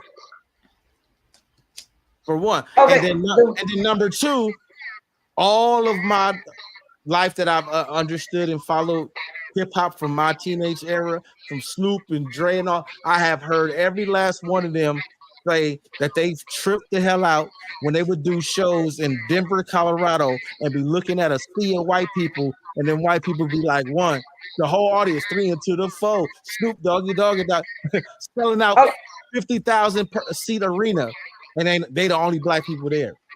Well, I think I'm talking about more when it started to shift into what we're listening. Well, not what I listen to, but what we're hearing nowadays. I remember not too long. I think it was like a year or two ago. There was a article that I read from a guy where he was explaining how things went. Where he had to go into this meeting, he had to sign an NDA for things that were going to be said in there. And basically what they were trying to convey is that they want to sign these gangster. That's why I said, is there a difference between male and female? They want to sign these male gangster rappers because then it can potentially influence that the young Black youth or white or whoever, just young youth, right? We'll be fair. The young youth to go and emulate what it is that they're saying in their music and their entertainment. Because quite a few of those big record label people or the people that was involved in it actually had stocks in the prison system. And I literally researched it. So it wasn't just one article read. Like once I read one article, I'm like, okay, wait a minute. Let me look this up. Let me look at. So I read like 3, 4, 5 articles and all of them backed that up. That would make sense if women went to prison just as much as men did, because if you look at, and this goes because what Percy was saying earlier is that it's not culture, it's not a transition of culture. It literally is when you look at the state of hip hop today, and they mostly promote the female rappers, and we live in a society that promotes female empowerment and things of that nature, and they making songs called "Wet Ass Pussy" and promoting that song. The song is literally being promoted as women's empowerment. So that is absolutely a reflection of a shift in culture and societal norms. But black women or women in general have never been the threat to nuclear families, to homes, to society. Taking the black man or the man out of the equation, that gives them more control over the woman. Think about back in the days, you know, you could think about, think about like Game of Thrones or Vikings or something. When all the men, when there was a war, all the men left, right? And then you had this village of women, and the village of women, a lot of times they would get rampaged because they knew all the men were gone. So history repeats itself. So a lot of times I do think that way. Like sometimes that their target is for the man, whether it doesn't, I'm not necessarily just talking about black men, just men in general, because once you remove the man, that removes that protection, that removes a lot of things so that they can start to control the woman. And I believe that Well, wholeheartedly. I'm not that, saying it's just music, I'm saying overall. what you're just saying still ties to what I was saying, because even though there's been evidence that come out and said that the Willie Lynch letters are fake, the Willie Lynch letters, in my opinions, still are resoundingly accurate as hell. And the Willie Lynch, oh, excuse me, the Willie Lynch letters basically said that the key to creating an obedient group of individuals in a society is to control the women, because the women are the stewards of the children. So if you can get this woman to not rely, not have faith, to not covet her counterpart, then you break that whole nuclear setup, because you have the women now rejecting their men. So the target it may have appeared on the surface to be the men, because like you said, the men were always the warriors. The men were out there, shooting, like a lot of people don't even understand that the Black Panther Party, behind the scenes, the women made it roll, but it was the men out there shooting and dying and going to jail. The women absolutely made it roll. And when they started to infiltrate that, they brought the leaders down, but the real way that they infiltrated that was by emphasizing, because the programs were created in the 60s, but they emphasized a lot of these programs to women. Hey, your husband went to jail, we got the school program, you can do this, you can get a job, you can take care of your kids. And then we're 4 generations into that now.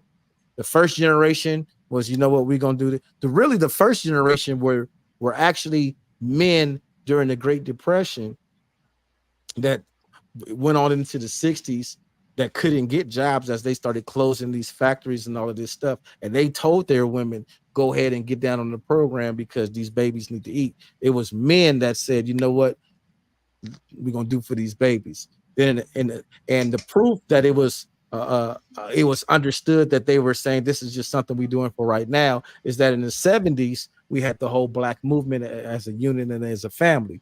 Boom. After the 70s is when you start to see the split. That's when we start to see the feminism come in and have a group of women say, I'm a woman first before I'm Black. So that splintered the movement right there. Then they start having the drugs come in, and then do it with the Panthers and all of that going to jail. They had these programs, these college initiatives, this the minority loans and stuff like that. Women start going to college and all of that. Boom, boom, boom, boom, boom. In the 80s with the crack era, and we lost a lot on the crack era. It was more than just the men that we lost. We lost women to crack too, absolutely. But that splintered the community even more. It's just like the more and more you see this splinter outside of the 70s and the Black Power movement, where do you see them trying to mend this splintered tree? You don't. And whose fault is that? Us. Only we can mend the tree. It's only on us. And even to what we were talking about earlier, that we're splintering the tree more. I'm not black, I'm a Hebrew Israelite. I'm not this, I'm a Moor. I'm not this, I'm Kemetic. I'm not this, I'm Nuwapian and whatever. It's just splinter. It's one split. I'm Pan-African. It's just splintering and splintering, splintering and splintering more. There is no collective. That's just my opinion. So Nah, how is that's that? a fact. How is that culture though? How is it culture when there's outside forces controlling it? How is that the culture evolving? Like that's the part I don't understand, because like everything you said was an outside force that was actually implementing these certain things. So, what outside force? Because I grew up in a generation gangbanging, and I can recount conversations I've heard many of people say. There is no outside force that told little boys to say school is not for everybody, school is not for me, I'm not going to go to school, I'm at this school. There's no outside force that told people that I'm not going to do my homework because school is not for everybody. And where's the outside force for that? Where is the solid foundation of the home of these kids being, because I get what you're saying, but there were outside forces that caused the splintering, but we perpetuated the splintering. That's why when I mentioned Willie Lynch, even though Willie Lynch has been proven to be a false document and not written by actual slave owner, it's still spot on. We still perpetuate these notions that were written in the Willie Lynch letters. We still. Let me ask you a question. You know about the boule, right? Yeah, I'm familiar with the term. I don't You know know about about Can y'all explain that for the people that may be watching this later? Yeah, I don't know. Yeah, I'll come around to it. So you know about the General Education Board, right? General education, absolutely, the curriculum. Mm-hmm. Okay, so you know about the so-called historically black colleges. Founded by white people, the school to prison pipeline. I'm hip to all of that. Okay, so how is it not outside forces? It's not outside forces because I think there are outside forces. No, listen, How is it not? No, listen. You've been completely. Hold up. No. You just asked me a question. Now you want to keep going? Okay, go for it. Go for it. Okay, so back to the Willie Lynch letter. The Willie Lynch letter was targeted to women because the women are the stewards of the children, right? So if there's a system in place that's called school that's designed to teach, that's designed to cater towards women, why are women not therefore taking the information they learn and being stewards to their children? That's not a system that did that. That's the group of women collectively saying, I'm going to teach my daughter this, but I'm not going to teach my son that either. Because it's not my job to teach my son that. It's his father's job to teach him that. And that comes from the culture. That comes from the culture of going all the way back to the Yoruba and all the other African cultures. Women keep the boys up into a certain age. At a certain age, he go to be with his daddy. Then I can't teach him to be a man. That's his daddy's job to teach him a man. So that's lingering culture that carried over. So if this woman is in a system that's teaching, that it's educating her, and she's passing these lessons upon to her daughters, but like you said, due to outside forces, the father has been removed. Why don't she say, hey, because they love to say I'm the mama and the daddy. It's Mother's Day and Father's Day. You give me a card on Father's Day too, but yet they don't enact the lessons of the father. Okay, so I'll put it like this. Blacks are informed and not educated. So there's no way that you could say it's like what I don't get with you right now at this moment is that how you can say that you know about the school, you know about the colleges, you know about all these things that the forces infiltrated with, and not say that it's not something that was imposed on the people. Because they didn't impose choice. Because if that was the case, there would be no nuclear families at all. Nobody would get married no more. No You houses. don't So- you don't so- need choice. Well, I think Well, no. choice is imposed with options. Right.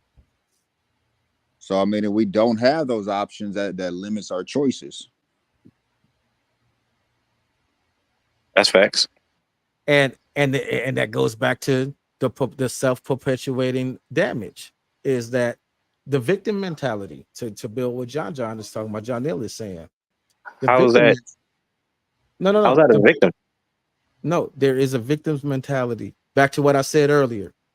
Who told the little boy gangbanging boys that I came up with that? Where was the white man that said, "Don't go to school because school is not for you"? Well, I think what Don't do CJ your, said is don't do your homework because homework is not for you. No, that was never explicitly. There was no plan that says we're going to. Little boys don't do their homework. Little boys ditch school. Black boys only. Don't. Well, No, you know what I'm saying? I disagree with you on that. I think they're definitely, and I think the fact that if going to school gets me is not a real option. And back then, when going to school gets you nowhere, why would you stay in school? I mean, you have had these discussions before, where I told you I had an uncle when I was 12 or 13, and he tried to get us to drop out of school. He tried to get me and my cousin to drop out of school and go work at the steel mill because that was a realistic option for him. He said, school ain't gonna get y'all shit. And he wasn't doing it to be negative. At the time, he was the richest person in our family, but he just couldn't see that there was gonna be no more steel mills in 15, 20 years. So he was the richest person in our family, and he told him the school ain't gonna get you shit because that's what he's seen his entire life. And before my generation, nobody in my family ever went to college because school wasn't giving them shit like that. It just wasn't a realistic option. You know, my family came from Mississippi and slavery, and my grandmother was picking cotton, and none of them went to school neither. So I do think we're limited by, I think our options are limited, or our choices are limited by our options. I just want to say I don't think that either of you are actually wrong. I'm listening to both of y'all. Neither of you guys are wrong. So from what I'm gathering is Tim is pretty much saying that how can I put it? Personal choice. Shit, I lost it. The victim mentality of the white man is holding me down. The white man won't let me do nothing. But right. There ain't no phantom white man. The only white man that exists that's holding you down is the white man you invented in your head. That's in your head. Like and matter of fact, ain't no white man telling you not to do your homework. Ain't no white man telling you not to go to school. But if anything else, it's your homeboys. You know, it's the people that look just like you.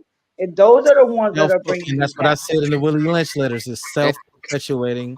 But then, what you just said as far as the steel mills and stuff, because the older generation, that is how they think.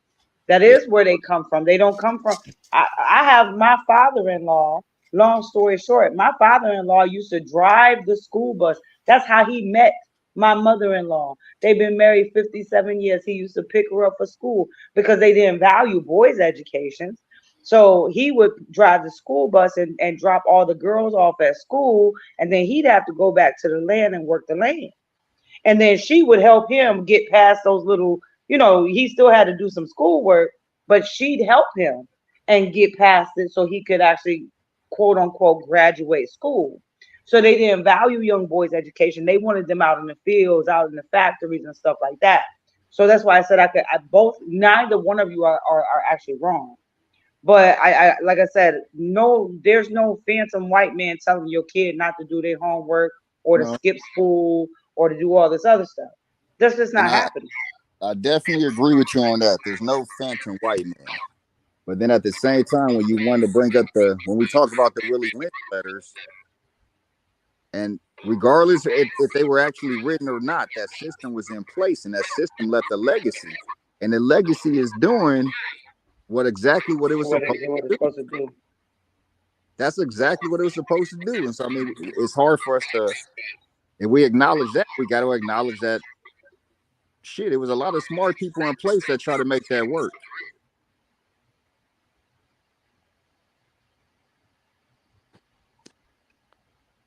True. Like I said, I don't think I've ever spoken with you, but my husband's a teacher. Been teaching for 17 years. You know, so he tells me all the ins and outs of education and all that other stuff, and it ain't worth a damn. Like grandma say, it ain't worth a damn. It ain't worth a damn. They You work know, for Florida, huh? it's the They work for prison, the Florida. pipeline. They're training you to be employees. That's all it is. Absolutely. That's what it is. It's training, and that's what it started from. Because, Mhm. like I mentioned earlier, in the early years that I learned about slavery, slaves were extremely intelligent. They were, like I said, they were masons, stone workers, and tile creators. They built homes and they had understanding of measurements and mathematics. It wasn't until after a succession of rebellions where reading and writing were outlawed for them, and that worked for a time. But as technology advanced, they had to start having people know how to read and stuff again, because they had to know that when this machine had a sign that said stop, to stop working, so they wouldn't rip their arms off and shit like that.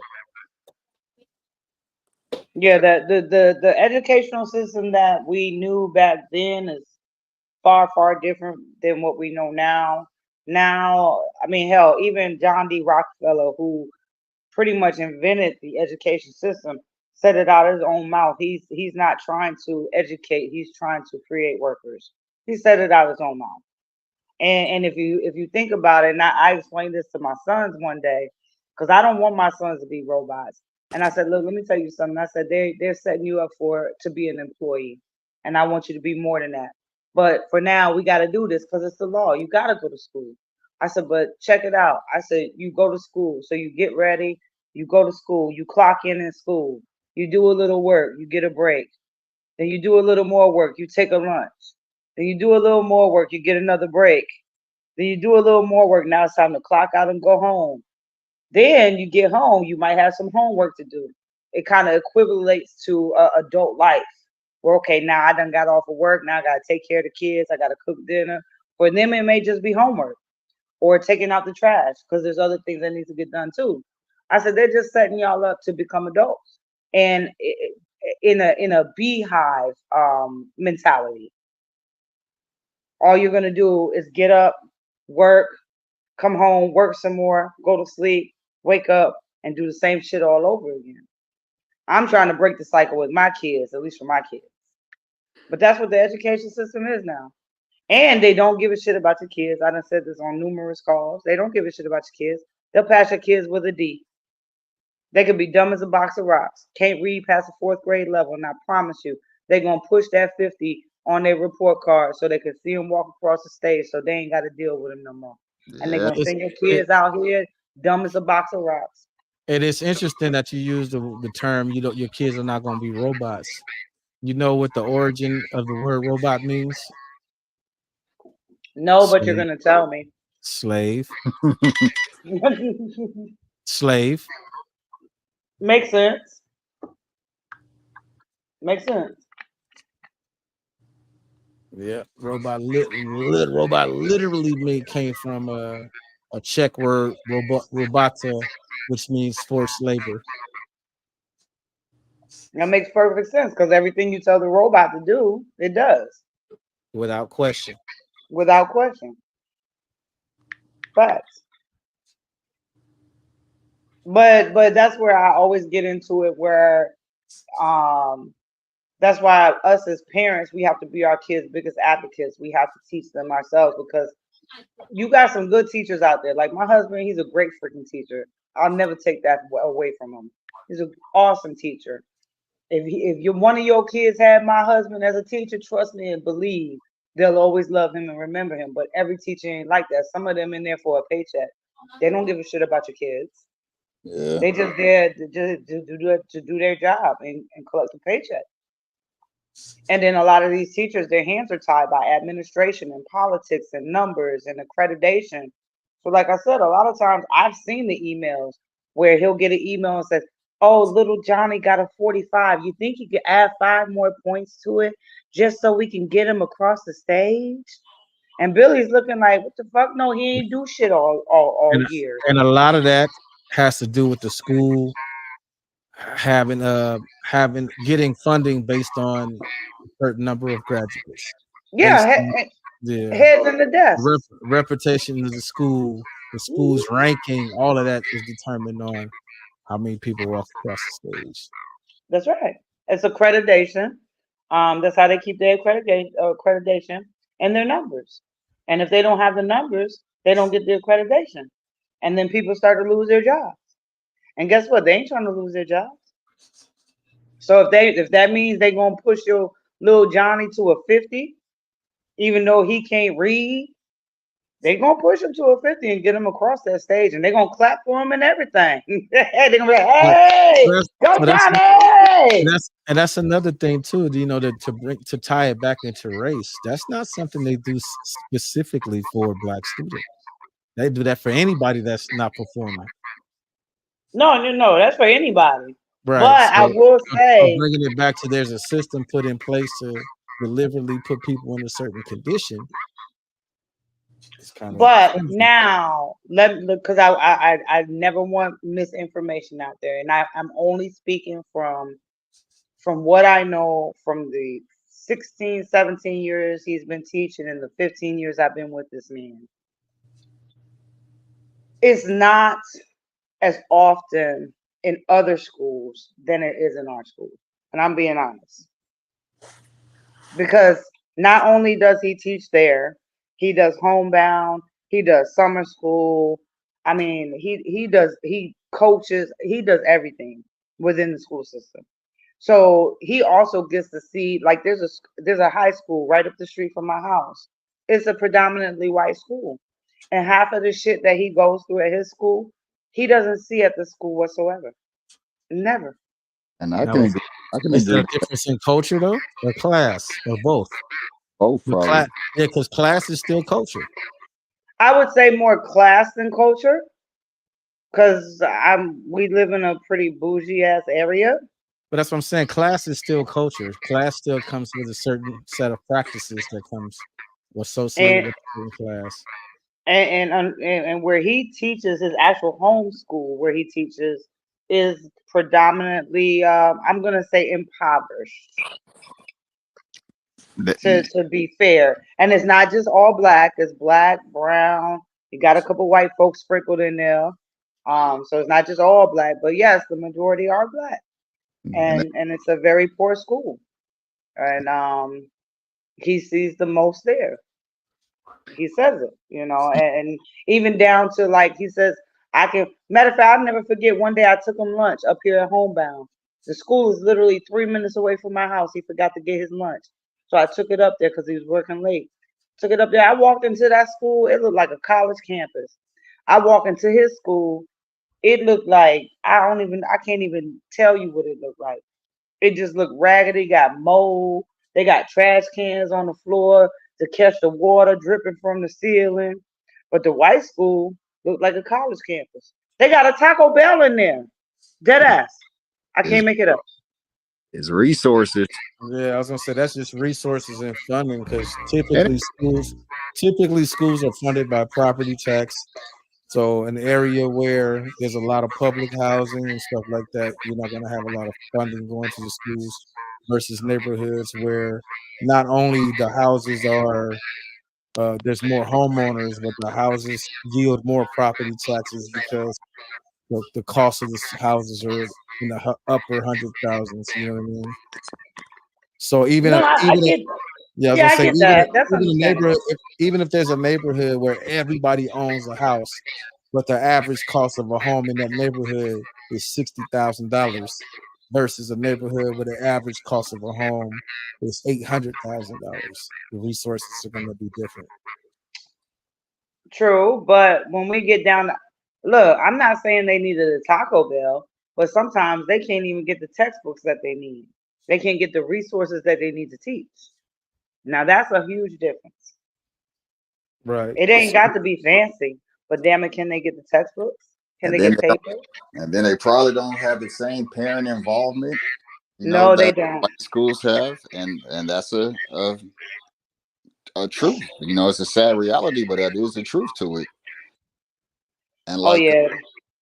I was talking to a client yesterday, and her kid goes to Bosco, and she was telling me all how much it costs. First of all, so it's super expensive, but then they're required to also contribute so many hours per year, and all private schools are like that. Well, most of them are, where they don't just want your money; they force the parent involvement, and I think that goes a long way with our kids.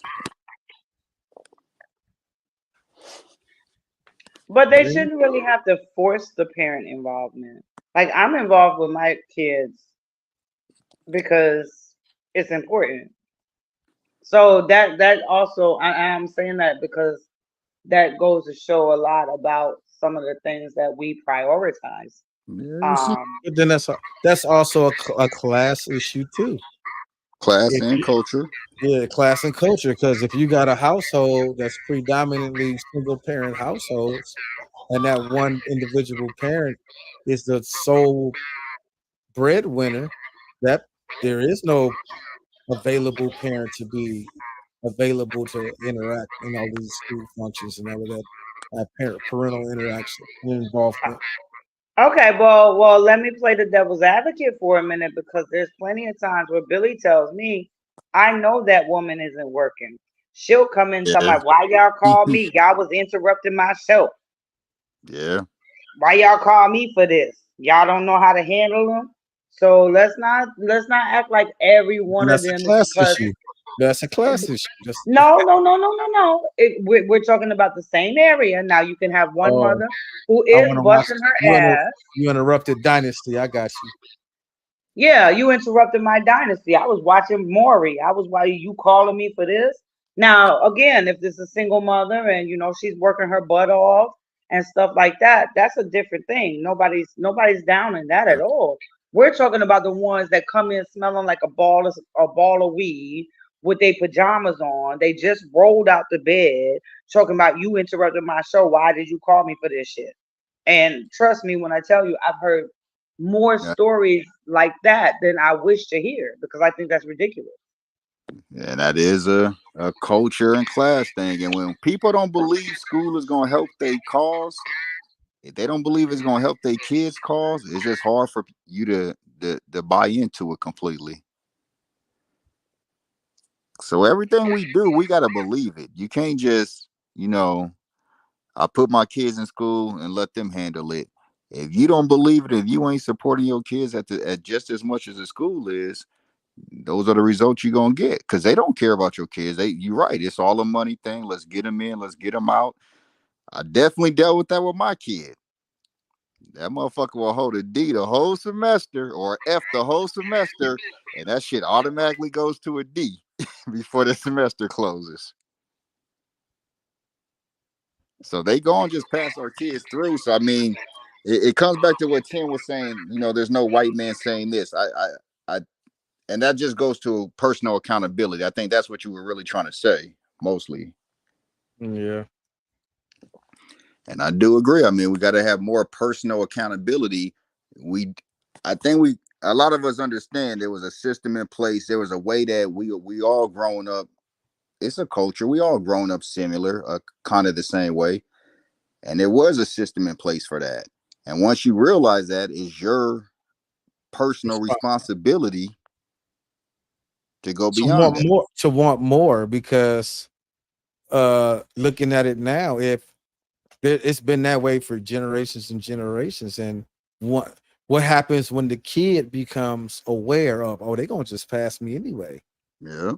The kid, Oh, yeah. So the kid now has no incentive to no want to do that. incentive. Let me tell. Oh, so real quick, I'm gonna say this because I think people need to know it. So what happens is not only like he does remediation classes. So let's say, and it's always at the end of the year, every year, 2-3 weeks before like the SOLs, the testings, graduations, or whatever, they'll come to my husband and they say, hey, can you remediate this one? We need him to pass this. We need him to pass that. So he'll actually take the time, during his planning periods or lunch periods. Sometimes they even, even after class, and he'll get them and he will get them to pass because he remediates them. These kids are smart as shit. And he said that. He said, babe, he said they know that we're gonna pass them anyways. That's Yeah, why they don't do the work all throughout the school year because they know they're gonna remediate, they're gonna get them to pass it, so it don't matter. He yeah, said, so what's the point? He said, and how fair is that to the students that come to school every day, put their best foot forward, they do the work, but now this person can miss. Like there's one thing where I don't know about anybody else's county, but you can miss up to 15 days. By the 15th day, if you don't come to school, they'll disenroll you. So what they do is they'll miss 14 days and they'll come to school on the 15th day.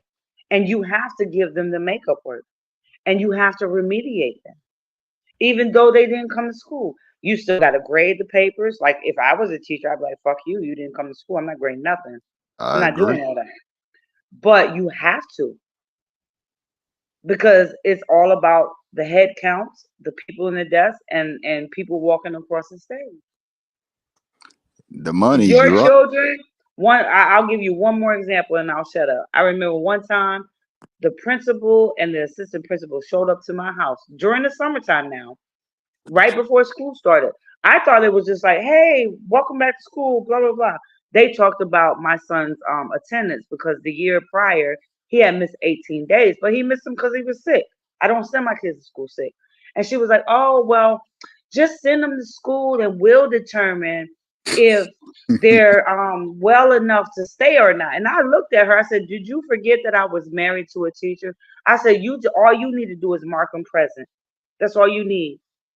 I said, so you're going to inconvenience me by sending him to school sick. Now, once you say present and you get your check, you going to call me out my bed to come and get him? I said, well, I tell you what, since you know where I live, because you're here, when I send him to school sick and you think he's not well enough to stay at school, you put him in your car and bring him home because I ain't coming.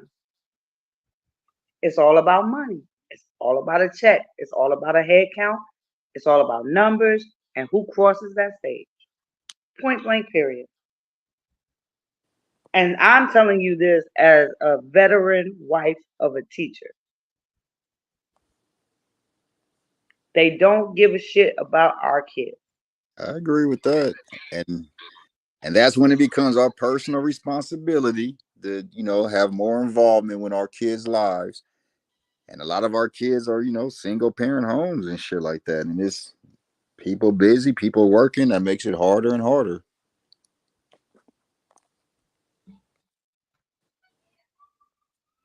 I agree, but at the same time, it does nowadays it doesn't take much time anymore. We have technology. Yeah. You have parent view where you can check their grades. You have text messages where my teachers, my son's teachers text me, hey, he's having a bad day today. Hey, he needs to make this up. Hey, he needs to do this. Hey, he had a great day. Like they keep in touch with me. But you know why they keep in touch with me? Because I respond. Yeah. If I didn't respond, they wouldn't keep up with me. You got Class Dojo, you got all these different shits that you can log on to and track your child's progress. I bet you they on TikTok. I bet you they on Instagram. But you got all these other programs that you can sign up on your phone and you can Yeah. view what your kid is doing and keep track of them. So I can't accept that as an answer. It's No, not acceptable. I definitely agree with you. Everybody on TikTok and Instagram. But you got Class Dojo where she'll literally post your son's grades or his progress. You ain't checked that shit today, but I bet you checked your Facebook. Am I lying? Nah, not at all. No. So yeah, no, be involved in your kids' education because they not. You'll have you'll have a handful of good ass teachers, but that's about it. Yeah, and I understand where the teachers come from. They overworked and overwhelmed, just like everybody else. And it's frustrating trying to get through to a kid, but no matter what the hell you say, what's going on at home is going to take precedence over that. Yeah, so So I'm looking at some of the programs that went into effect, and let me see what year this was.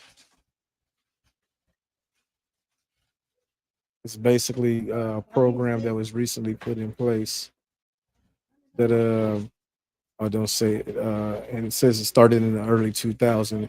It's called the Grading Gap. You guys ever heard of that?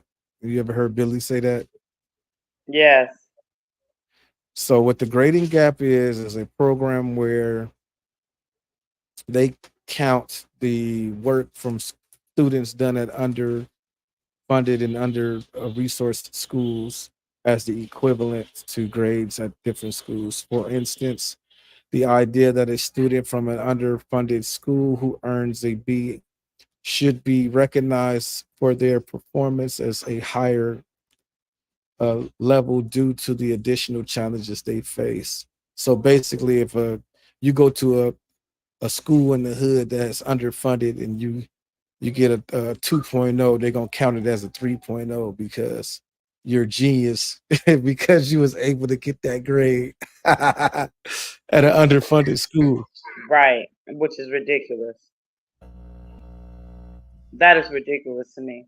Because you're not pushing our children. That's also a setup for failure when they try to go to different colleges. Right. They have no knowledge of anything whatsoever. Right. I remember they did that recently too, like with the SAT scores. Like if you went to a certain school and you scored a 900, they would count it as a 1100 or something. But that's dumbing down our kids. But that's essentially. But that's just the thing, though. Passing the kids, regardless, is dumbing down the kids. But we got a couple more minutes. I'm not trying to have a 3-hour conversation, so I want to wrap the show up. Everybody, final thoughts go around. Starting with you, Miss Fields, since you're at the top. Well, I came in last at the tail end. A lot was discussed. I think right now I'm just still stuck on the school thing and our children, and so I think the only thing I can really say right now is parents focus on your kids. They have all different types of programs that you can sign up online class. I don't know what they might call them in your city. Get with your schools where you could track their progress. Check in on them. Check in on the teacher, because the teacher has like 30 kids sometimes. So they got 30 different personalities, 30 different kids that they're trying to teach. Who better to help them educate your child than you? Even if you're busy, you could take 10-15 minutes out of your day and just help the teacher, help your child. Like let's start somewhere. That's really all I got, because that was the part that kind of irritated me. So I land my plane. All right, John, your final thoughts, and if you want to tell the audience where they can find you and any type of plug you want to put in.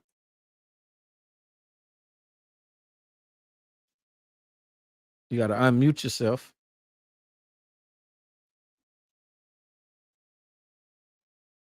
All right, he's struggling. Go ahead, P. Final thoughts and any plug you want to throw out there where the people can find you. Final thoughts. Oh, is he on? No, go ahead. All right, final thoughts. I'll stay on the education as well. What a lot of us fail to realize is that the kids go to school and they're not educating the children. They're indoctrinating them into the system. As you, I'm not sure if the lady name was. She was speaking on how the schools are pretty much setting them up to be employees. So that's one of the biggest things that we really have to focus on. And like far as like my daughter, she's 13. Like, I don't care about grades. The things that I teach her are like, look, we need to know about history. I want you to understand who you are internally, know yourself, and teaching her these other different languages so that way she can expand and live beyond just the United States. That's pretty much all I have to say. All right, John. All right, my bad. I was talking, didn't realize the mic was on mute. But no, I think Percy and Miss Fields kind of wrapped it up too. I mean, it's definitely a personal responsibility with education. It's definitely taking more responsibility in yourself and your kids, and not depending on someone else to push it through for you. And I think that's where I would leave it off at. Especially, I mean, once you know, ain't no one gonna push it through for you. You gotta take that more responsibility on yourself. All right. So I want to thank everybody that came on the panel today and everyone that watched in the audience. Thank you so much. And we'll be back next Monday with another episode of More Conversations with the Average Black Man, live, baby, live. Peace. All right. So if y'all want to hang out, y'all can, or if you want to hang up, you can do that too.